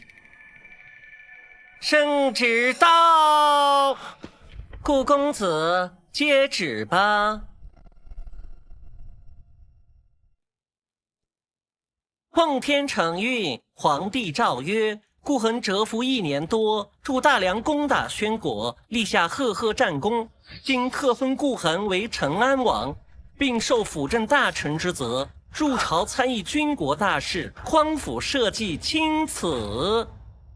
封王，顾恒居然被封王了，这个比忠永侯这爵位还要尊贵，而且他还能辅政，这彰显着皇上对他特别的信任。幸得成安王生得这般容貌，与那谢荣卿如出一辙，才能凭此机缘潜入敌国，终助我大梁得胜，方有今日赫赫之功啊！顾恒就是谢荣卿的儿子，怎会只是相像的容貌？到底怎么回事？恭贺王爷平安归来。顾公子，不，王爷，你如今是苦尽甘来呀！住口！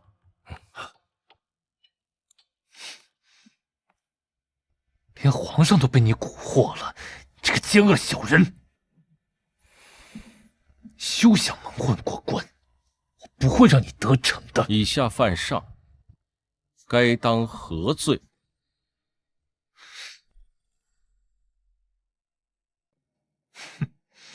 咱们走着瞧。哎呦，你瞧他那副倒霉相，刚刚还一副高高在上的样子，现在连个屁都不敢放了。陆老爷，我先去陪昭宁了。好，好。顾恒这宣国谢氏余孽的身份，原是要给昭宁招来祸事的。如今倒好，皇上给了这般冠冕堂皇的说辞，还封了异姓王，这下谁还敢再拿此事说嘴？昭宁往后的日子总算能安稳了。唉，封王，皇上为了对付陈王，可当真是大手笔。不过，你本就立下了大功。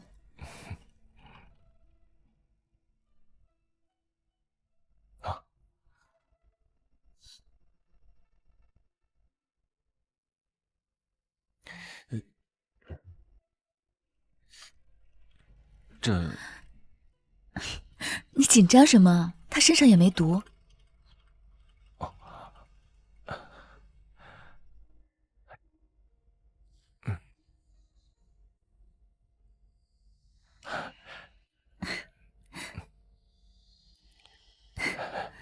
他在笑哎。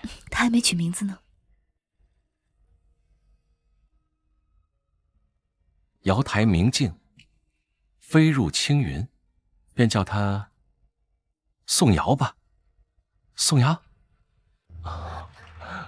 你可是认真的？我当然是认真的。我早就说过，我要入赘你们宋家。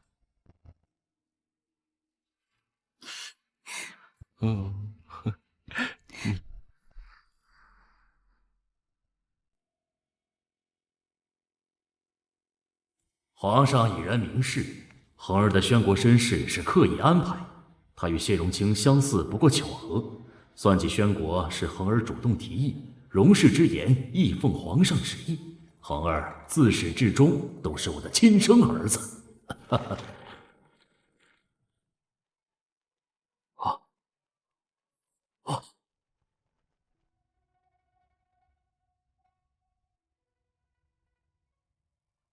哎呀，恒儿，你终于回来了，快扶里进。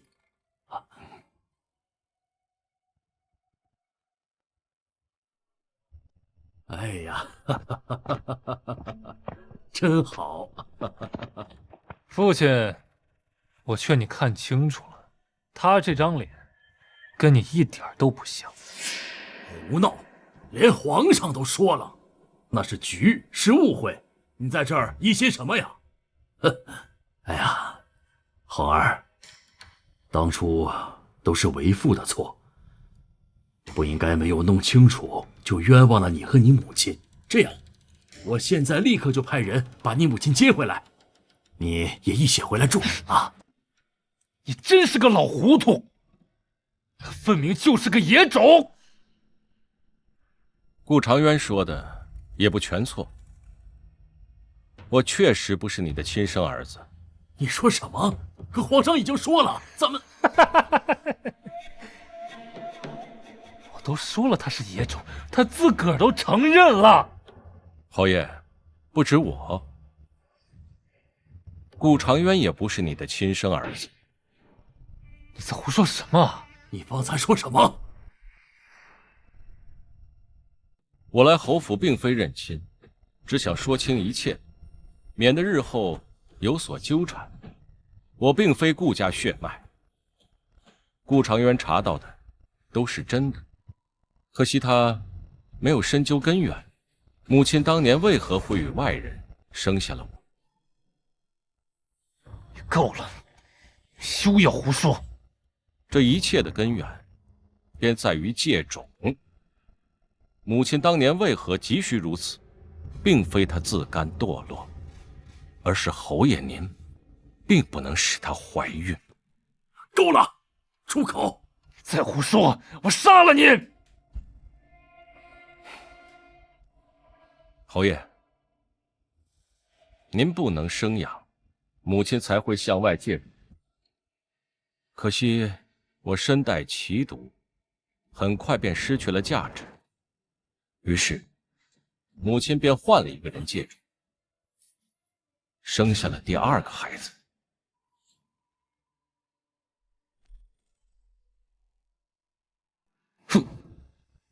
父亲，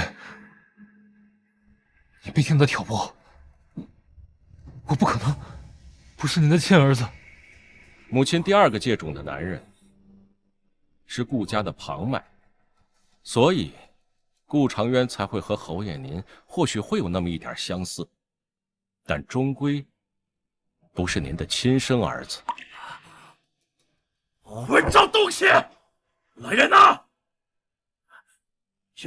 去把如玉那个贱货给我带回来，马上！不必如此麻烦。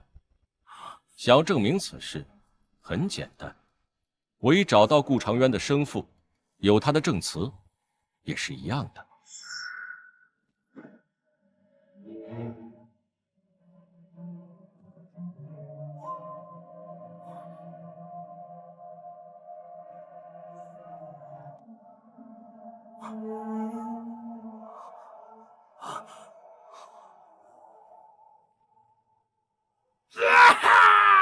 这个贱人呐！他正甘甜走万寡，不得好死！你滚出我家！你这个杂种、贱种、野种！父亲，父亲，这不是真的。父亲，我真的是你的儿子，是生恩不及养恩大。您才是我亲生父亲，怎么别被顾恒给挑拨了？这件事你们自己私下解决。我看在母亲的情分上，才没有把事情闹大。以后我们桥归桥，路归路，我也不欠侯府什么了。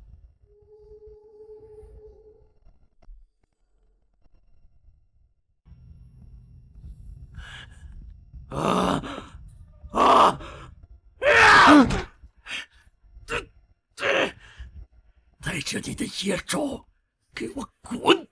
我的爵位，你们想都不要想！就算我死把他带进坟墓，都轮不到你们！来人呐，给我传令下去，即刻起，剥夺顾长渊世子爵位，永世不得继承我侯府！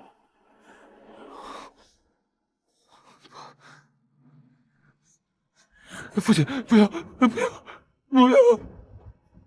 你给我滚！我再也不想看到你，恶心！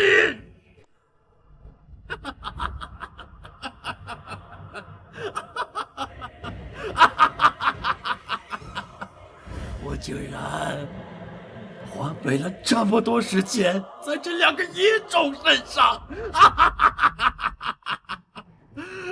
蠢呐！可悲，可叹呐！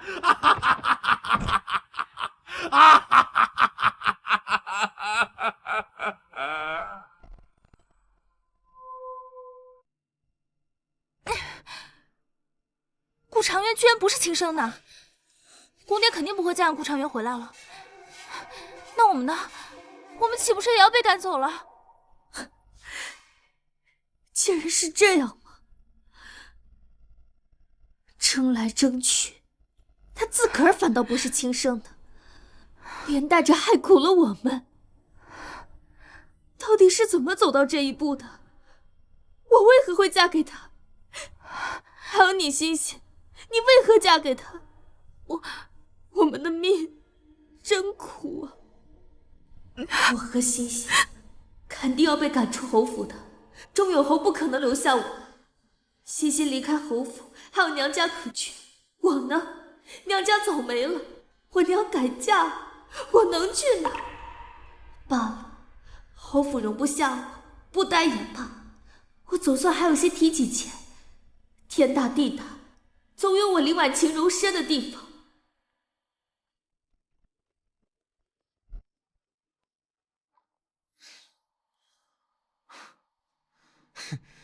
顾恒，你为什么这样对我？啊，你就是个灾星，就不该回来。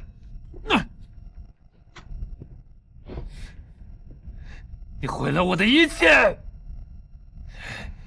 每次我要往上爬，眼看着就要爬上高峰，顾恒都会突然拽我下来，让我摔得粉身碎骨。这个野种就不该出生。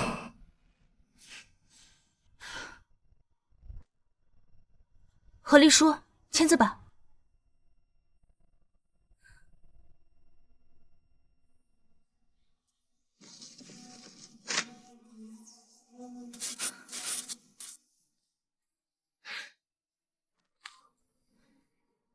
滚！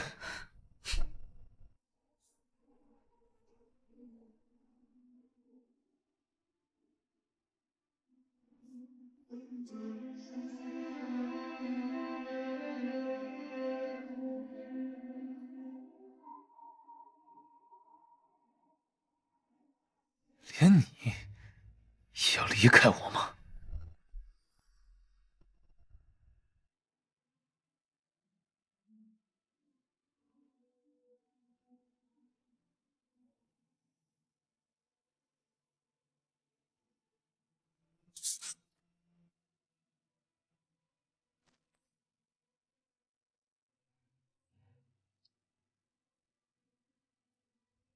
你们看我落魄了，就一个个急着离开我。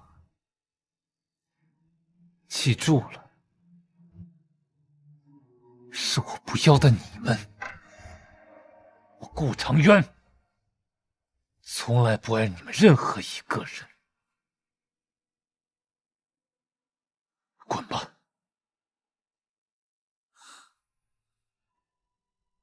啊！该死！你们都该死！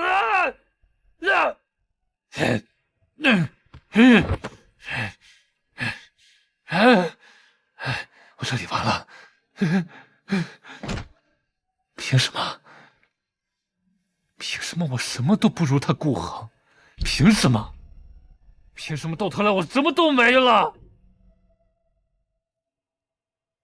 而顾恒，他却什么都有了。苍天哪！你对我不公！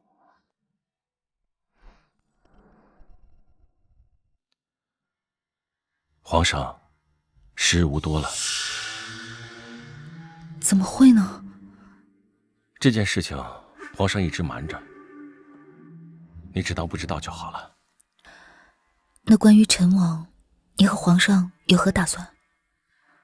皇上打算让我接管凉州，直接去接管陈王的兵权。陈王必反，皇上的意思是先发制人，接管也是镇压。数月前，张将军就已经驻扎在外围，着手部署了。不过有件事是你的手笔吧？你是指何事呢？皇上早就怀疑凉州大营背后有勾当，但陈王做事谨慎，从不留下把柄，派出去的探子无一不是无功而返。可最近一下子冒出这么多罪证，甚至连长宁郡主也是参与其中，这不合情理。顾公子当真是聪明，被你猜对了，是我做的。我暗中接手了连江的漕运，要拿下这个活儿可并不简单，不仅要买通上下的官员，还要打压那些想跟我争的，所以我便借着陈王的名头做了不少事。你这是以身入局，不怕引火烧身吗？这火要烧，也要先烧到陈王身上。其实我也做过玉石俱焚的准备，也算不上玉石俱焚，这是我计划中的最后一步。皇上有意对付陈王，显然我赌对了，我所作所为不过是给皇上递了一把刀，所以这火想必是烧不到我身上的。神仙打架，小鬼遭殃，你就不怕吗？不怕，这不是还有你在吗？而且你现在做了成安王，还保护不了我这么个小女子吗？你这是抬举我了，但同时也是在低估你自己。你岂是小女子啊？连陈王都被你算计了。嘘，马上要去凉州了，你可得答应我，好好的保重自己。我怎么觉得连我都被你算计的死死的了？那你愿不愿意啊？我早就逃不出你的手掌心了。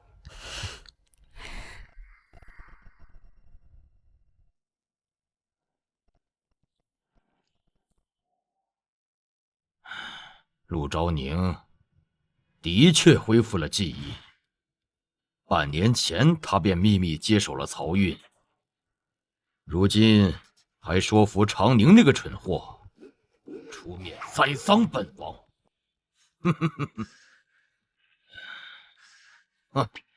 宋清明啊，宋清明，你的女儿和你还是不同的。你一生光明磊落，就算被人诬陷，就算身陷绝境，你也没想过反。可是陆昭宁和你不同，为了对付本王，他居然连栽赃陷害的手段都使了出来。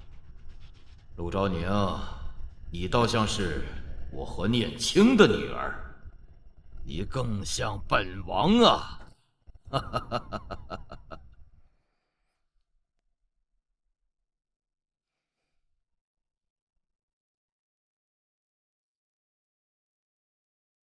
王爷，查清楚了，凉州大营确确实实收受大量不明来历的赃款。这1年多来，真金白银不计其数，尤其是连江漕运所得最多。这笔钱财用在了豢养私兵上，登记在册的士兵数量对不上实际数量。凉州存有私兵，是陈王私下豢养，这是重罪，立即上报朝廷。是。这证据搜罗的竟这般快。张将军，即便证据确凿，陈王也断不会束手就擒。凉州是陈王的后路，皇上有令，先发制人，收服凉州守军。是，王爷。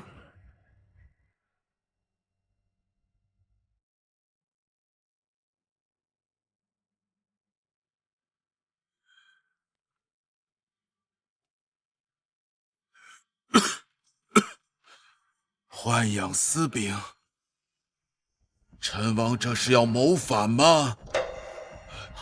啊！这可如何是好啊！哎呀，林恩，懿旨收缴陈王兵权，并命司徒将军将陈王押送回皇城受审。是皇上。陈王啊，谋反，这。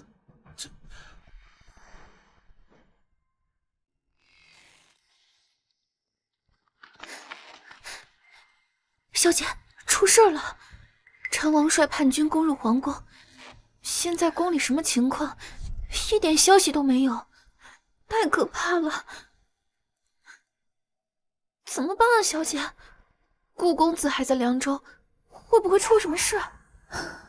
顾恒早就去凉州和张将军会合，想来会提前部署，不会出什么岔子。只是没想到，陈王会带叛军直抵皇宫。魔皇，司徒将军呢？他不是奉命押送陈王吗？司徒将军，陈王说他谋逆，说他假传圣旨，说他要造反。这次陈王的叛军也是打着清君侧的名号，司徒将军已经被控制起来了。陈王果然藏有后手，凉州的大军有一部分肯定早已偷偷离开凉州，用作接应，以备不时之需。皇城危，顾恒，你能赶回来吗？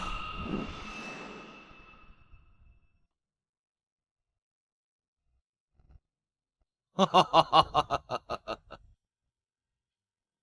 你还是动手了，皇上。不是您下的密诏，说自己快不行了，让我回来继承大统吗？你。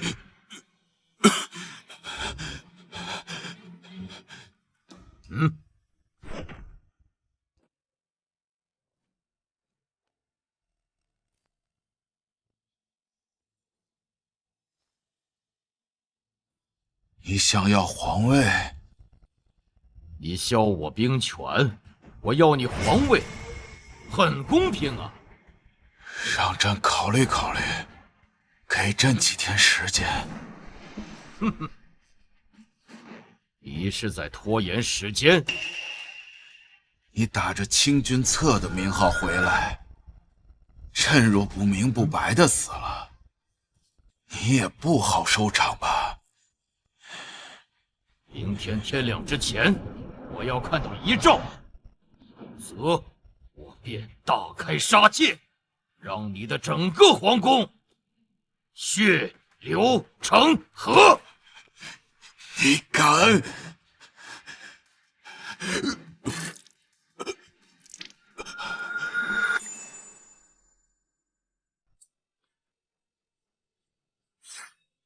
留不上！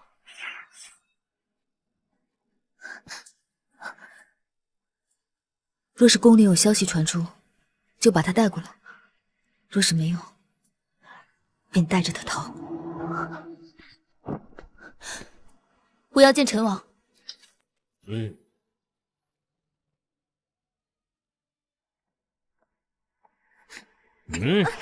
小姐，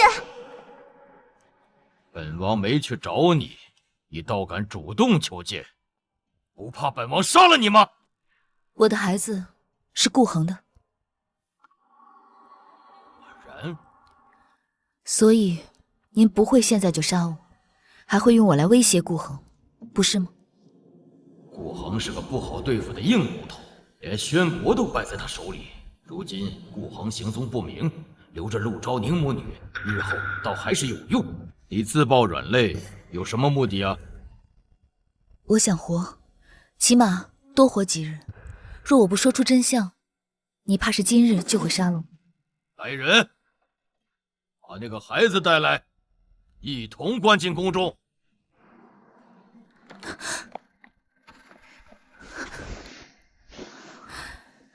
瑶瑶乖，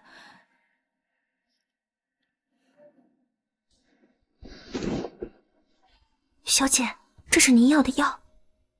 小姐被带走前就叮嘱过我，若宫里派人来带小姐，就把药放在她身上送来。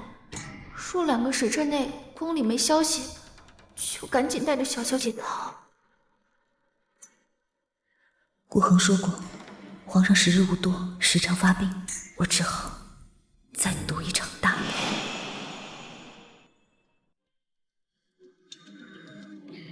陈王有令，召陆姑娘即刻去给皇上诊治。是。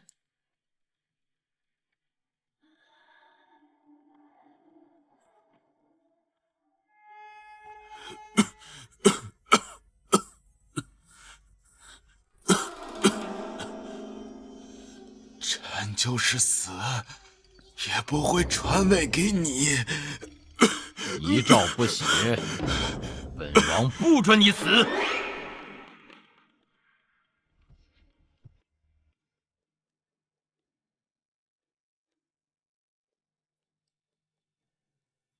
你师父是薛神医，医术想必不差，立刻给他诊治，否则立刻杀了你女儿。这么多年，我等的就是名正言顺、心服口服，诏书必须留下。是，只是这里人太多了，恐会影响我施针。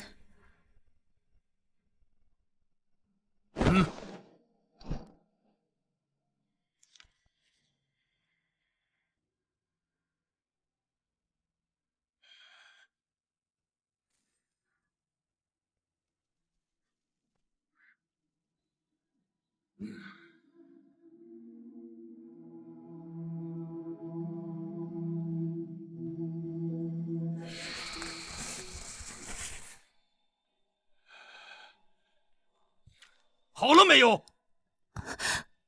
快了。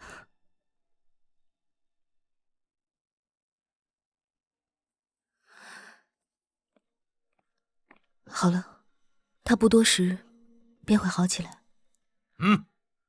是。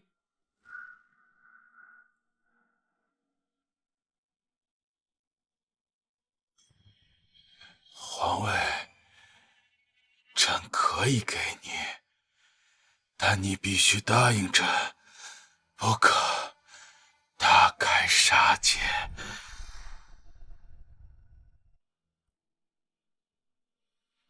皇上，赵元书逃了！居然跑了！皇宫里到处是我的人，赵元书能跑到哪儿去？他自己跑不掉，肯定有人帮他，好好搜查。是。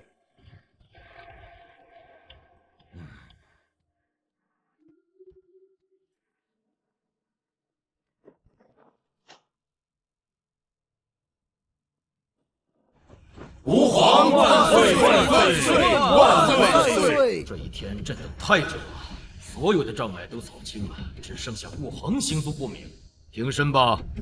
谢皇上。捉拿反贼！先帝，我这是被算计了。皇上，苍天有眼，你终于回来了。逆贼，你祸害朕，伪造遗诏，还不束手就擒！逆贼，你祸害朕，伪造遗诏，还不束手就擒！先帝活着还站出来指控陈王逼宫，伪造遗诏，这比任何罪证都要有力啊！这直接坐实了陈王谋反的事实啊！陈王就是有再多嘴也说不清楚。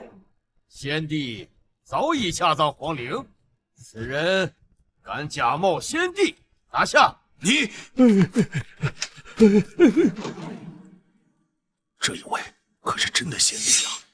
今日这局势，一山不容二虎啊！我们得站队了。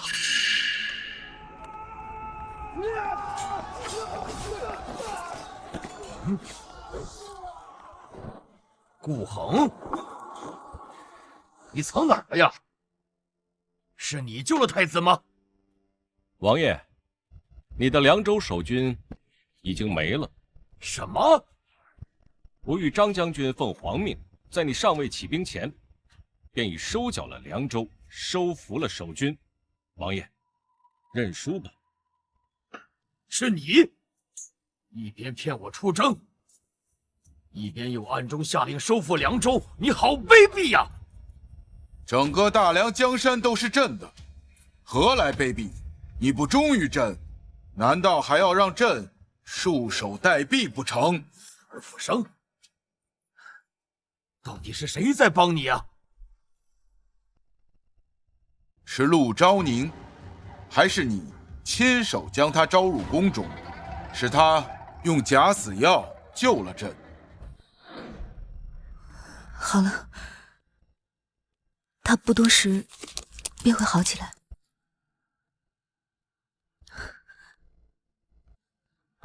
陆昭宁，早就应该杀了他。哈哈哈，那又如何呀？啊，这大殿之上全是我的人，就算你能复活，你今天不会活着走出去。朕能杀你一次，就能杀你第二次。你们这两个狗东西，你也要背叛朕吗？你的人早已不是你的人，凉州已失，皇城已空，王爷，认罪吧！不可能！朕才是天命所归。来人，诛杀逆贼！逆贼陈王罪孽深重，不杀不足以正国法，平民愤。着即判处凌迟，2日后行刑。皇上英明。平身。此次朕能化险为夷，陆昭宁有大功，宣陆昭宁。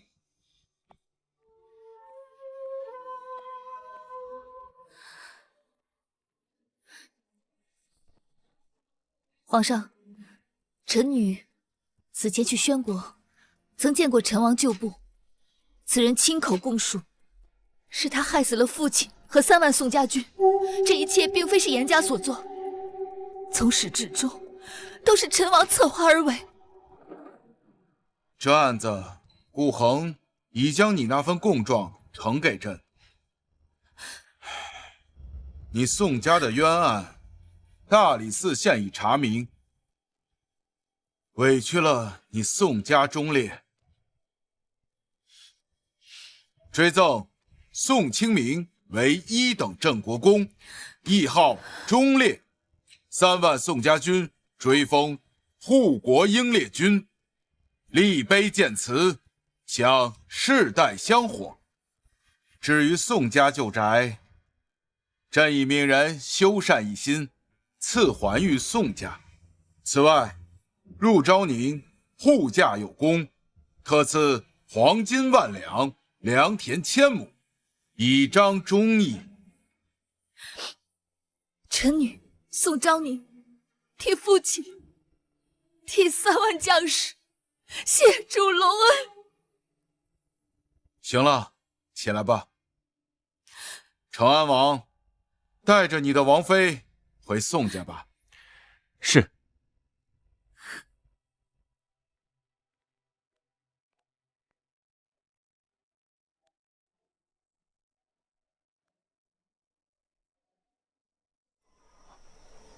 怎么了？方才在殿上，皇上说你早已将我那份供述给呈上去了。你冒险从宣国带回来的东西，自然该早些呈上去。谢谢你替我想在了前头。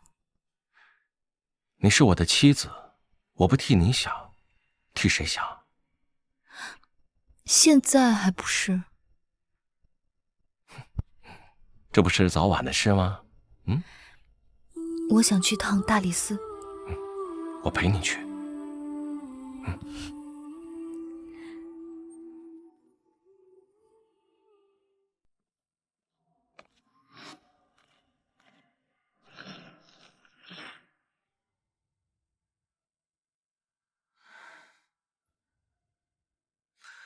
陆昭宁，你是来看本王笑话的吗？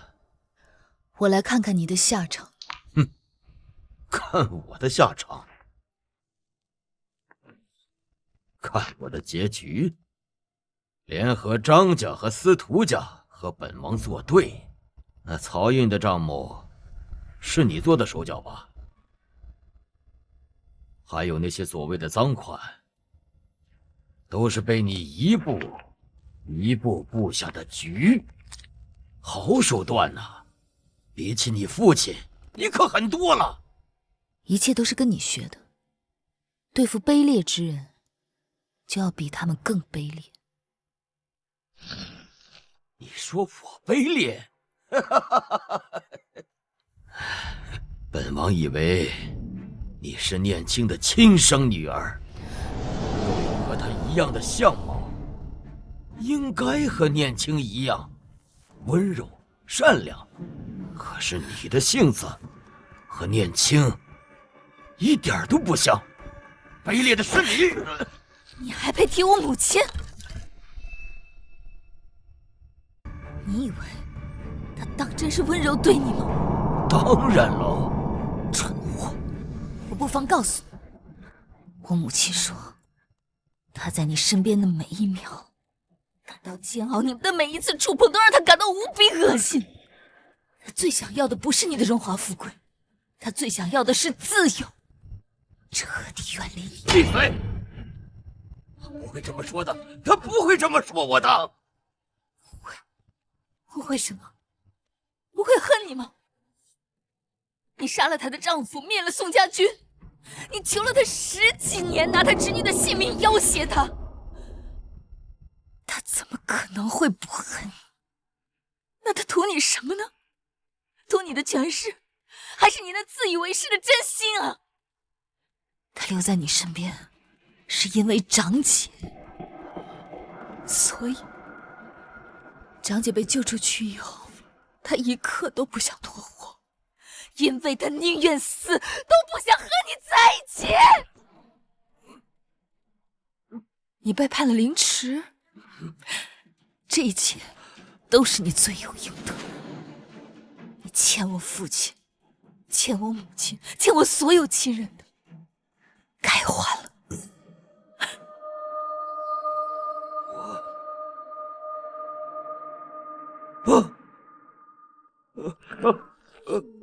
凌迟吗？燕青，我输了，输了天下，更输了你。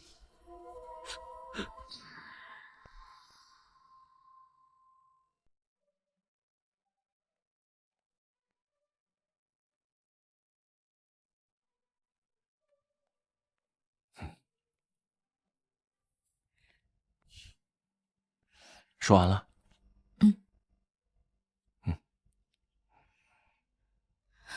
你怎么不问问我和陈王说了什么？不必问，我只知道，从今往后，你心里那些事可以放下了。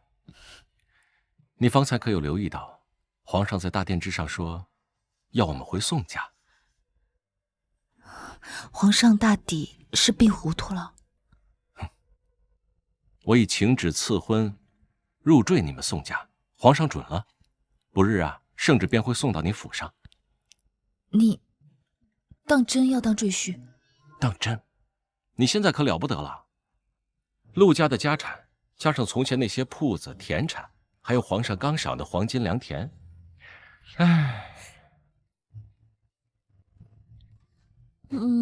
所以呢？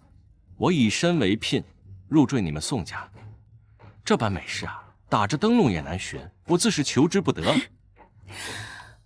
你好歹也是一个成安王，怎可说这种胡话呢？我哪是说胡话呀？当初契书可是写得明明白白的。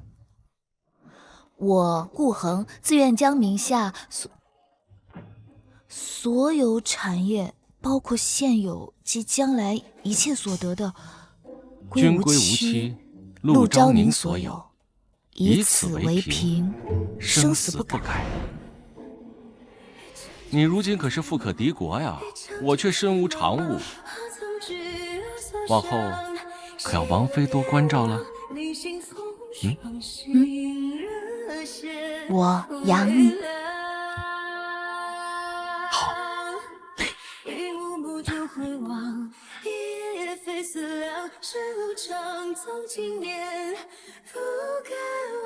难得无三见情。